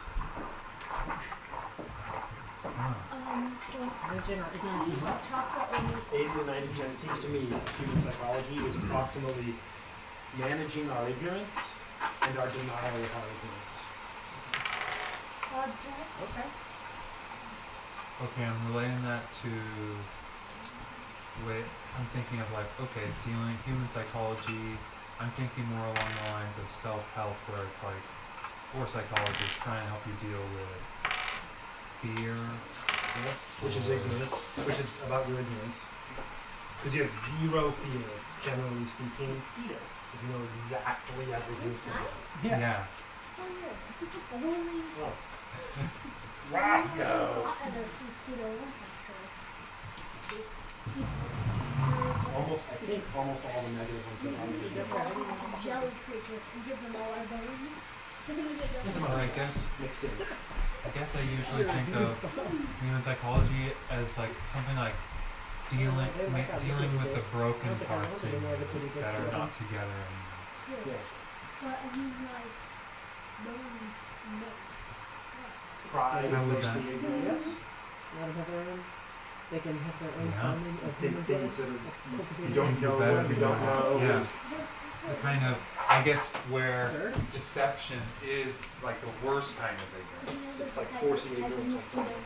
It's the In kind the of form of contagious, undercover ignorance. Yeah. Because one of you and one into his belly. If you're humble, Just like a tree. you have a sense of a well-defined sense of your ignorance. So that being knowledge of it exactly. Where you can say, I don't know a lot of stuff. I don't even know what I don't know. And statements about your ignorance are things. And you can say, that's okay. Somebody's in charge. Yeah. That's why faith kind of fills in gaps. A lot of our virtues, not all, but a lot of our virtues and vices center around the knowing and not knowing of the world, and us and other people. And is that person trying to pull something over on me? Let's negotiate. We wouldn't do any of that if we had knowledge. Yeah. I mean, we do not reward knowledge, we punish ignorance. There you go. What? Okay, you ready? Ellie, you ready? The tea is almost done. Ooh. Really loud. Nice. So, You can turn it off right before it whistles. Elliot got a teapot for Christmas at his own request. 3 times a day. That's awesome. He does. Hey, Matt. Were you vacuuming? Oh, he probably didn't have his headphones on. 7. Ooh, that was close. Hey, Matt. Hey, Do you have anything you want to do before the silent time? I mean, I wanted to chit chat with Morka the Cirrus. Yeah, I was gonna do that too. Hey, tell me about stuff that comes back from the dead. I want to know everything that you know about Garaton and Braca. All right, we'll do Toll first. He's been in the episode less, in many of the episodes less, so I just want to give him a bit of focus here. Sorry, who's told? That's Love it. Pat. And I'm also happy for you to talk to her. Toll was going to talk to Morka. Y'all could also talk together. I don't know, whatever Toll, if he tries to get her aside or not. Well, Inkatink's not here. Sorry, go ahead. I would also talk to Krafit, Okay. possibly briefly. Well, let's go ahead and jump in. Inkatink is not here, but that's fine. We'll handle his stuff later when Josh gets in. So, I'm not going to do the whole episode intro. That's fine. It's been a few hours. Y'all have talked to different people. You've, gotten to understand a little bit better how things work. And they have shown you where you can sleep. And they gave you all of you one platform. A couple of them moved their belongings off of it to somewhere else. That kind of goes both ways. It's a normal. That's a relatively normal hospitality, right? It protects you and it protects them, and is a gesture of hospitality. And a little bit of caution. You may remember, by the way, that Garriott did not. Y'all just stayed with random people there, which was a different kind of thing. He seemed to have no wariness. He was welcoming, and at least that's how it appeared, and maybe was. I said it that way, only not to say anything. I want you to make your own conclusions. So yeah, you go around the campfire. Sorry, the campfire. They have on one of the upper level of the several layers that they have. One of them is a wooden thing. They have some stone up there that they've embedded in the wood. It is a place where it's the biggest platform.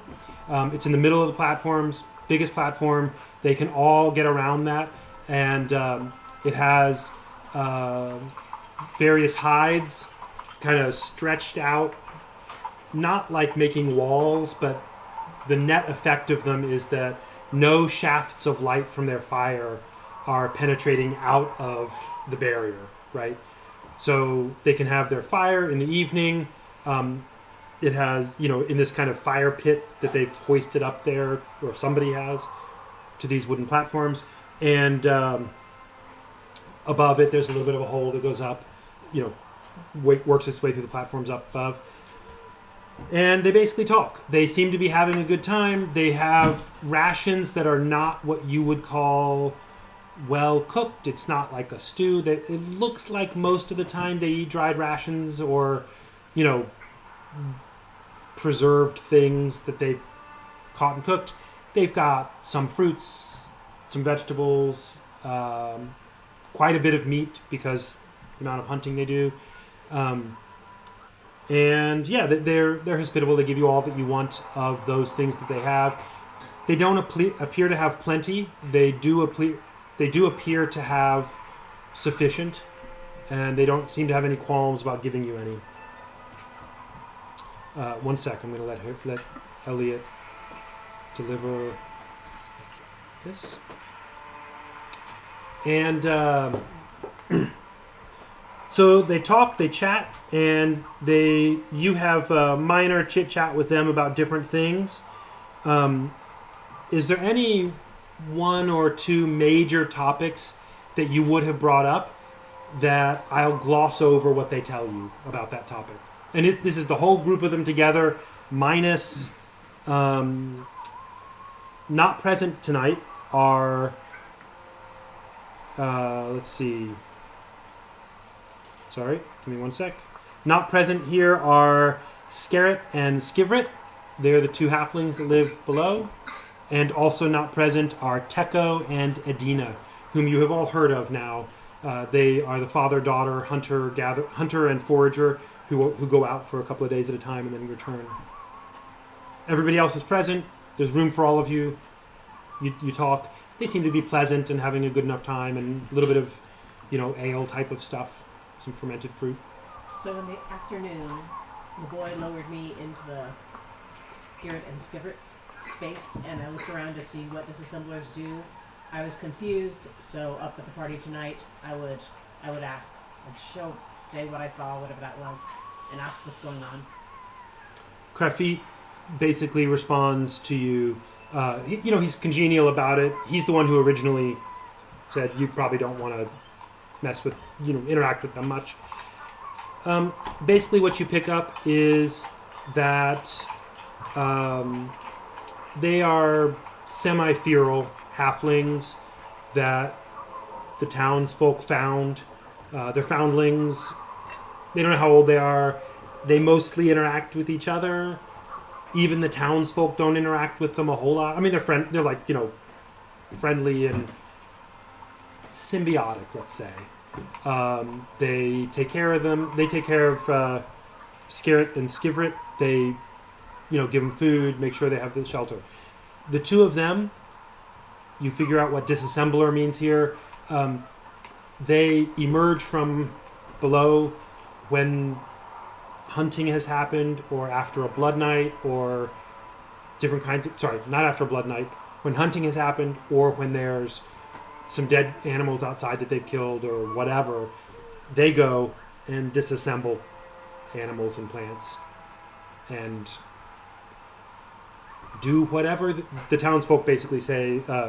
Krafit says basically they're not actually sure why Scarret and Skivret take stuff apart like that, but they seem to use pieces, and a lot of what's left over is components. Is it because if you don't take them apart, they come back to life? They all think that that's a pretty possible thing. I Scare- couldn't hear what Dwight said. oh, sorry. Is it because if you don't take them apart, they come back alive? Skirit and Skivrit apparently don't really talk, except they have some sort of language that only they understand with each other. And as best as the group can tell, they think that their names are Skirit and Skivrit. They think they say those sounds, and they appear to be brother and sister. They're guessing. Okay, so that's what they do. That's what the disassemblers do. What's the other topic that y'all might have asked about? While with the whole group, Yoshika would just thank them again for their hospitality and offer to ask them basically, is there anything we can do for you? Like, are there any messages you want to deliver to someone while we're out, or anything we can look for you while we're in the woods?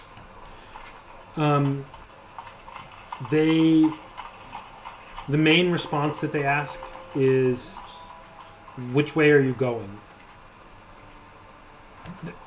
You seem to ask, can we get something for you in the woods or whatever? And they say, well, which way are you going?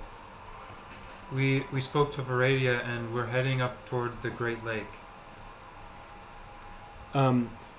Basically, Krafit and Morka kind of glance sidelong at each other as though they're concerned for your welfare, but not like they don't say like don't do that or anything. They're just like, you get the impression from them as they talk to you lightly about it that that's dangerous country.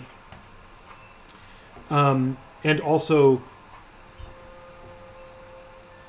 you know what? Roll me a perception check with an 18 difficulty.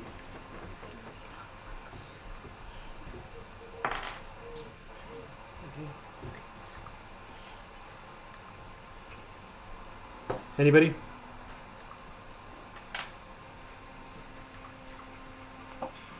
Inkatink is off in a corner somewhere, so Okay. I wanted to make it.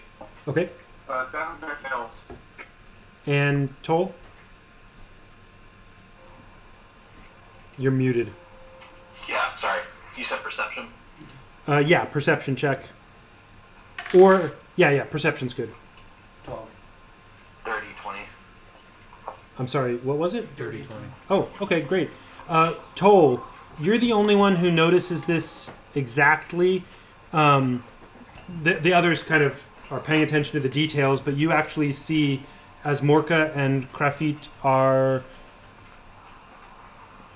exchanging glances and such and talking to you all. They're kind of surprised by your demeanor. All of you. It's strange for a group not to be asking to stay or to be going to a very nearby town, or the fact that you're trying to go somewhere that you don't seem to know where it is, and you're willing to be like, I don't know, I'm going to use a word they wouldn't use, but adventurers, is a little bit mystifying to them. It's a demeanor they haven't really seen. Can we inspire them? Do they see us as foolish? That's a good question. I would say they see you as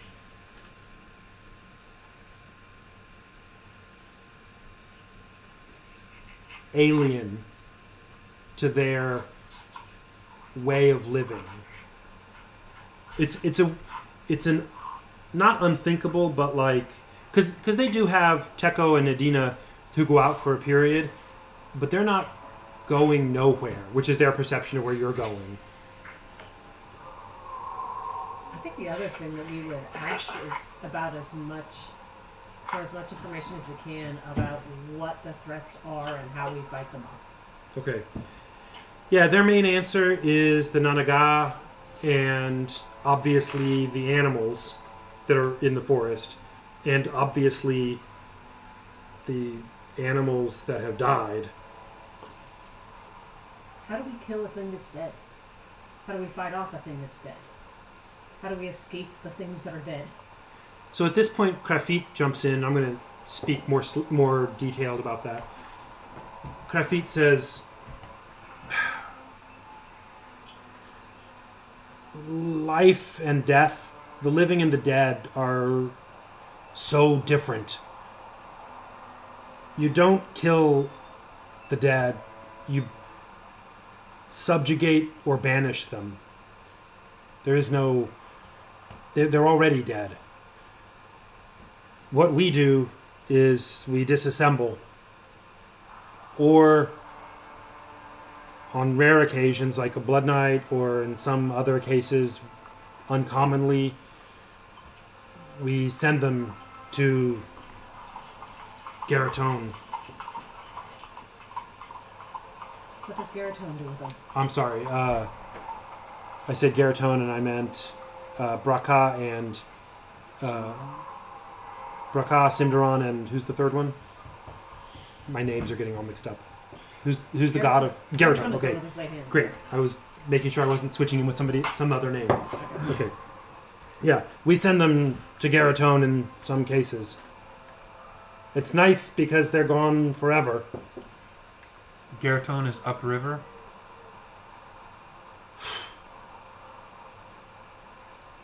Garatone is Garatone, like Simdaron is Simdaron. This is Garatone, and he is here.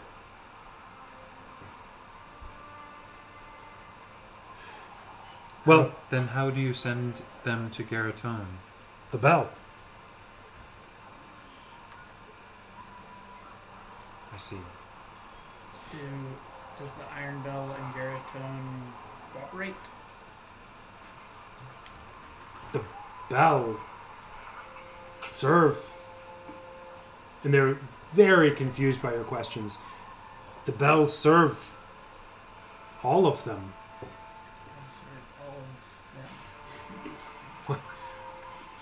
Of course, Garatone, Simdaron, the others.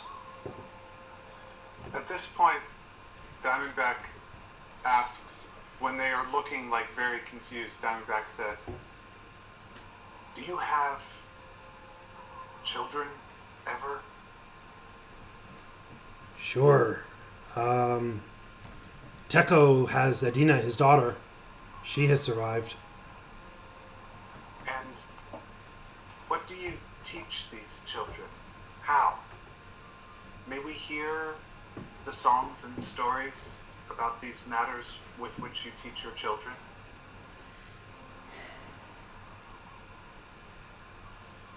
I do not know many who sing. As for the stories, they are the same stories everywhere. Give me one sec. I'm going to pull up some stories here.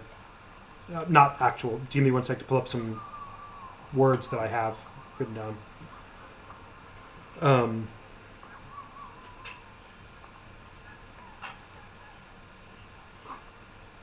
Here we go. And he says, "It is time for the silence soon, but I will tell you, maybe this is helpful." I'll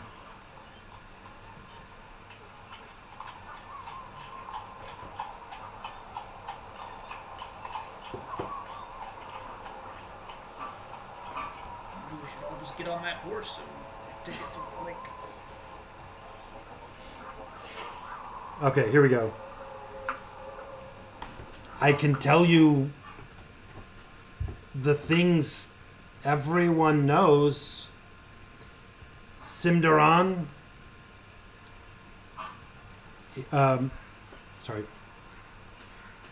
Simdaron the Blinding, the Lord of the Beasts.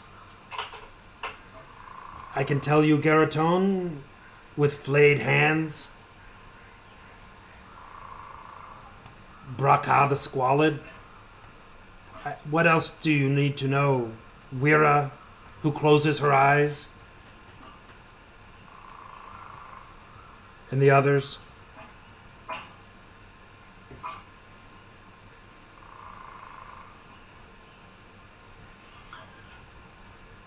How many others? When a child. No. Go on. How many others? They're very confused at your questions. They're not offended or anything. It's just like, it's sort of like you're asking them, you know, how many fingers are on their hands or something like that, like on your own hands. And they say, the 6. All 6. Wira, who closes her eyes. Garatone, with flayed hands. Braka, the squalid. Gotish, the eater of the dead. Simdaran, the blinding. And he quiets his voice and kind of, this is the leader speaking to you, but he quiets his voice and they all are a little bit uncomfortable. He pauses, but he says out loud anyway, Simdaran, the blinding, the beast lord, and Fa, the shadow of the sun.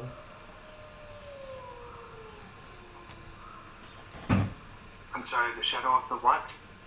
The shadow of Dasan.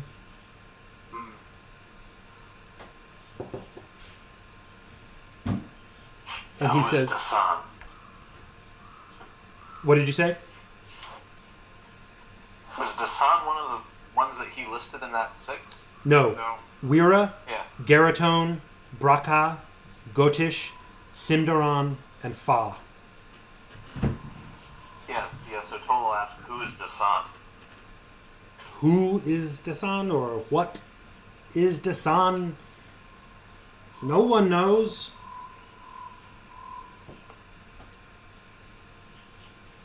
I don't know. When you have a child of 2 or 3 years and they cry and the quiet is coming, what do you tell them when they ask why they must be quiet?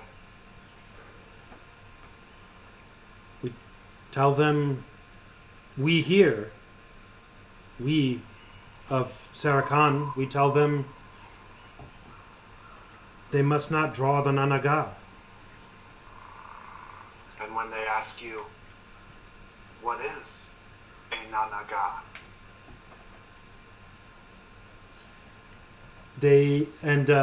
Everybody else is pretty quiet now, and you get the impression that they're not uncomfortable exactly. They are. It feels like they're winding down, like at the end of a party. I say that to the players here, not the characters, where it's like it's time to be quieter. Talking's okay. You get the sense, but like, you know, it's kind of gotten to that part of the party in college where, you know, it's more just people chatting now. And just in case it helps, Diamondback has a passive investigation of 15. Okay. Yeah, I'll use that. And basically they just tell you the Nanaga. Yes, I suppose someone from Simdaran may not know the Nanaga, I suppose. No one knows. I don't know. I don't know anyone who knows who or what the Nanaga are or where they come from, but I think I will tell you this one story. Good? And then we will do the quiet. The silence. The Nanaga Baisujen of the lake where you were going.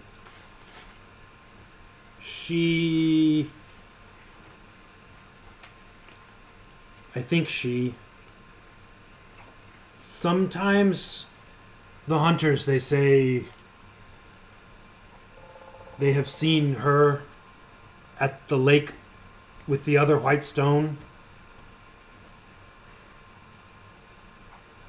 and that she walks near the lake, but she has no form and she does not look like the Nanaga. She is like a woman, all in white,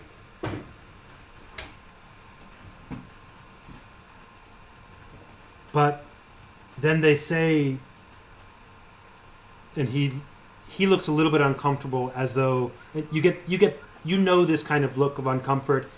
He's telling you something that's not quite lore. It could be more like maybe he's telling you something that would fall a little towards religious. So he's telling you anyway, but it's like he doesn't know where this falls.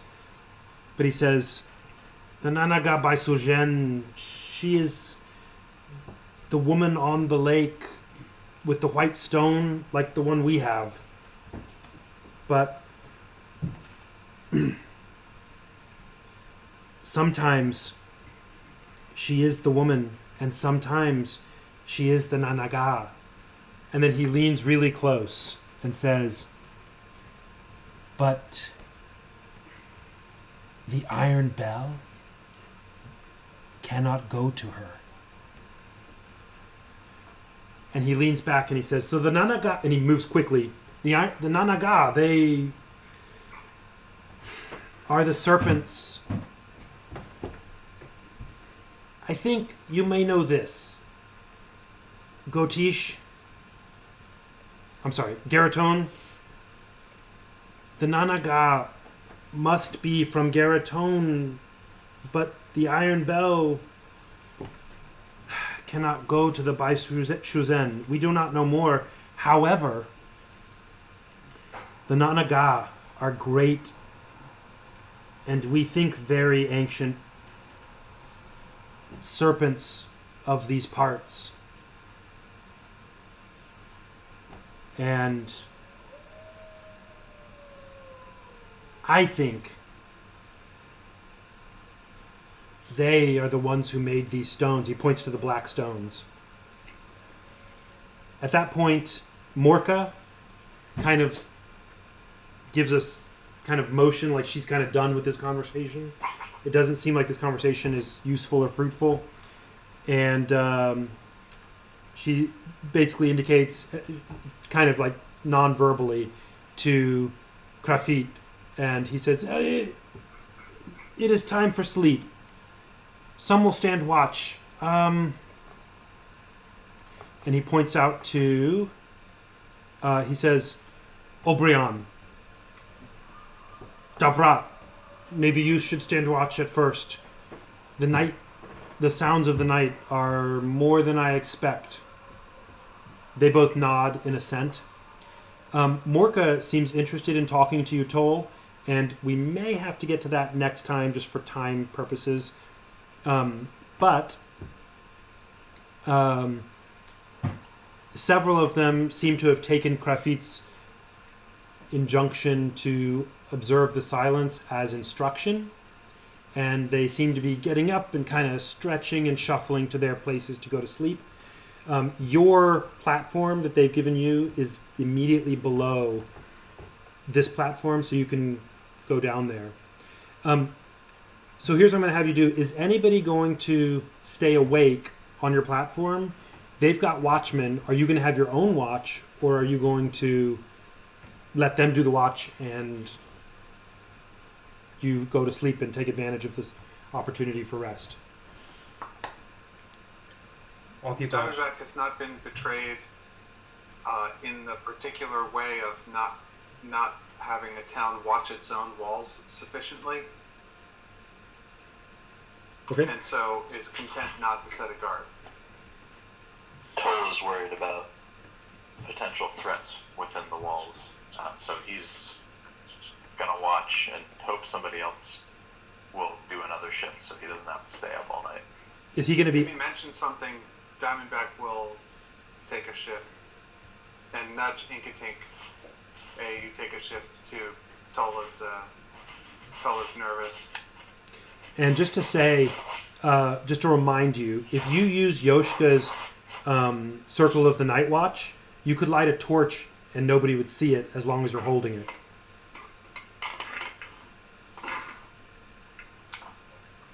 Just Inkatink. Inkatink nods at Diamondback and Toll and says, "Sleep, sleep," to both of them. And he pats himself on the chest. And sits there in his area where he's been sitting for a while now, and you see he's got a small pile of arrows next to him. He's been replicating the arrow that he got from Viridia. All right. So he's going to sit there and continue to replicate arrows and keep an eye out. Wake me up if you want. If you want a break. Well, is Toll asking him that question? No, Toll will just look at Diamondback and say, I'll take the second shift. Go to bed. And wake me up if you want a break. Diamondback will go to sleep. If somebody wakes him up to watch, he'll watch. Yoshka too. Okay. Don't worry, he sleeps like he does every night with one eye open. Sounds good. And Talad? Talad's also going to go to sleep, but actually first he is going to go to the one person that he I forgot his name again, but the person that the gnome told him would know more about The leader of the place, Krafit. Yeah. Uh-huh. So he's going to go to him and sort of trying to ask in a more in-depth way, hey, in the morning, could you tell me more about who laid the stones here and all of that stuff? Okay. We'll do that next time. Yeah. And let me tell you this last thing. It'll take a minute or two. Sorry, I'm looking for... There it is. Okay. You go to sleep. It is sometime in the second watch. Sorry, throughout the first watch, who had the first watch? Diamondback? Inkatink. Inkatink, you can hear a slowly increasing number of sounds of creatures shuffling around outside the barrier. They're pretty far away. Some of them seem really small, some of them seem bigger. You can hear rustling through. And the entire time, not the entire time, off and on, you hear, you're not sure what, but above the sort of entangled dome, way, way above. Can you all hear me still? Okay. Way, way above, you hear something large twisting, moving, a little bit of clattering, shaking, what sounds like above, on top of the canopy. You hear more creatures. Inkatink, you go to sleep. The second watch is Toll, right? Diamondback is the second watch, I thought. Okay. No, Toll said he would take it. So, so Toll is second watch. And Toll, you hear that same noise, and you think over a couple of hours it's getting significantly more. You also hear some disquiet among the people in the town. They're sort of whispering, and you see somebody go up or down past you, past your platform. And sometime in the night, in the second watch, all of you are awakened by the loud clang, clang, clang of the bell directly below you. All right, that's where we're going to end this episode. We will pick up next week and find out what in the world is going on. Can we do the out music? Sure, let's play the out music. Matt, do you have the outro music? I don't. Okay. I think I might, if you give me 1 sec. I definitely have it, but whether I have it right here in this computer. The outro music is pretty long. It is pretty long, but we'll let it fade off and people can go away and I'll play it. Aaron requested it. Aaron Joy. Nice. Which watch was the bell? During the second watch. Sometime in the middle of the night. It's hard to know. The bell is being rung by Nino. She's drunk as a skunk and is hanging off the side of the bell. And, come on, somebody dance with me. That's not canon. All right, here it is. Let's see. Starfall.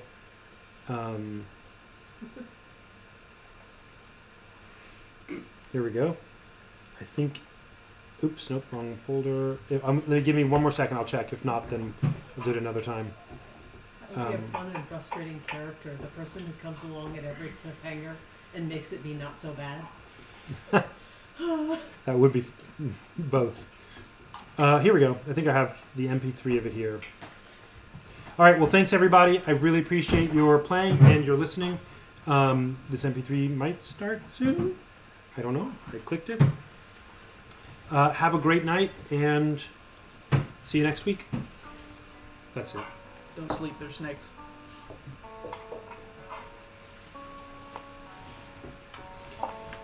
All right. Have a good night, y'all. Yeah, good night. Good night. You too, Toll.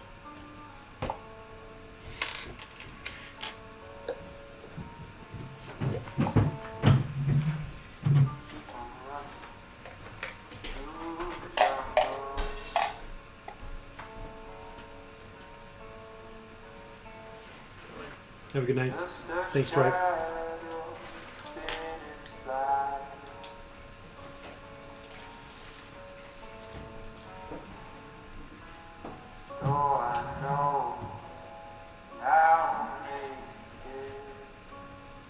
Though I know that I won't make it past the dying of the light. Past the dying of the light.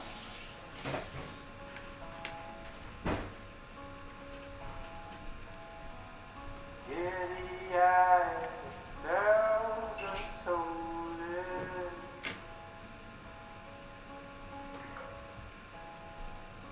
and then draw slowly near.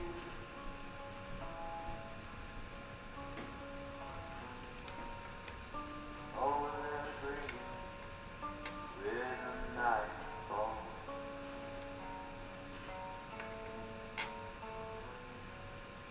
And they're bringing with them fear.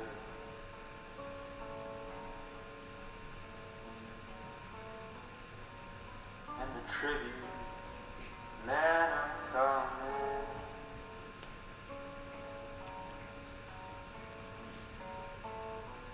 Coming for another slave.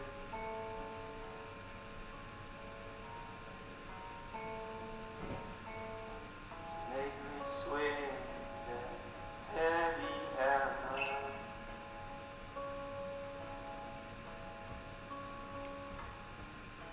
Till my gray head's in the grave.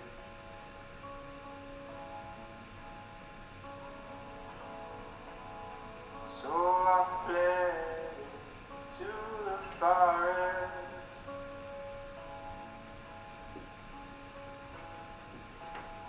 Fled from all I've ever known.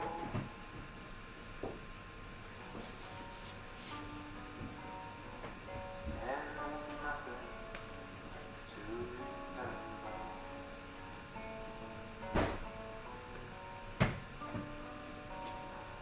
And there's nowhere left to go.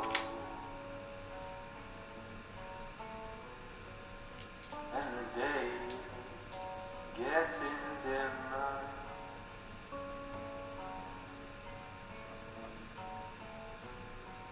Oh, the beasts are drawing near.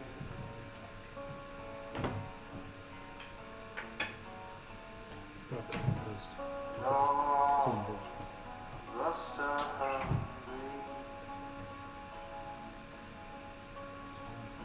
Yeah, thank you. I have a feeling They don't it's like interviewing share my fear.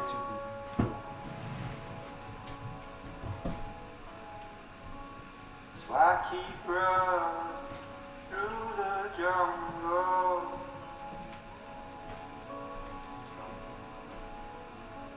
Just a shadow, thin and slight.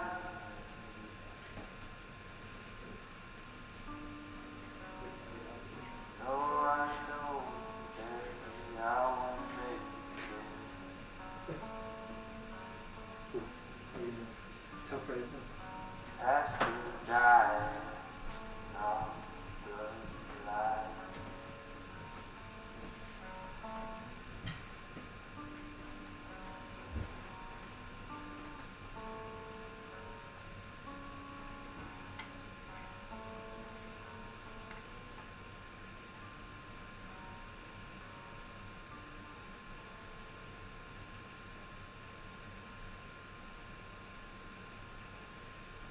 Thanks, everybody. Thanks, y'all. Thank you, and thank you for the sudden 5,000% increase in world lore there at the end. Yeah. Way to bury the lead. I just stopped the thing. Wait until your I will. thing is done uploading, if you would. Upload complete. All Hey, the upload colored complete. dots Thank you. popping out. Josh, Jared said something similar about the boundaries of a world. He said, I just don't, which I would appreciate. He just said, I just don't feel like I'm hitting boundaries of this world. And I was like, that's great. And I'll tell you the same thing I told him. Wait till y'all get out of the tutorial. Just kidding. Oh boy. No, we're we're making good progress. We're actually pretty far through. Oh no, I remember conversations that we've had, and I feel fairly confident that I can intimate certain things from those conversations. So I'm just trying to keep my brain as disconnected from the things that I know as possible, because I enjoy not knowing things and discovering. Good. So I'm glad. oh, that I could go back in time and read the Chronicles of Narnia for the first time again. Yeah. You know? That's bad company, right? If only I didn't know now what I didn't know then. Yep. All right, guys. The Lord bless and keep you, and have a happy New Year. And also with you. Thank you, sir. Good Thank you, night. guys. Bye. No. All right. I think it says I can close the page now, which means it should have uploaded. Yeah, I believe so. Okay, I'm going to I mean, stop. if you look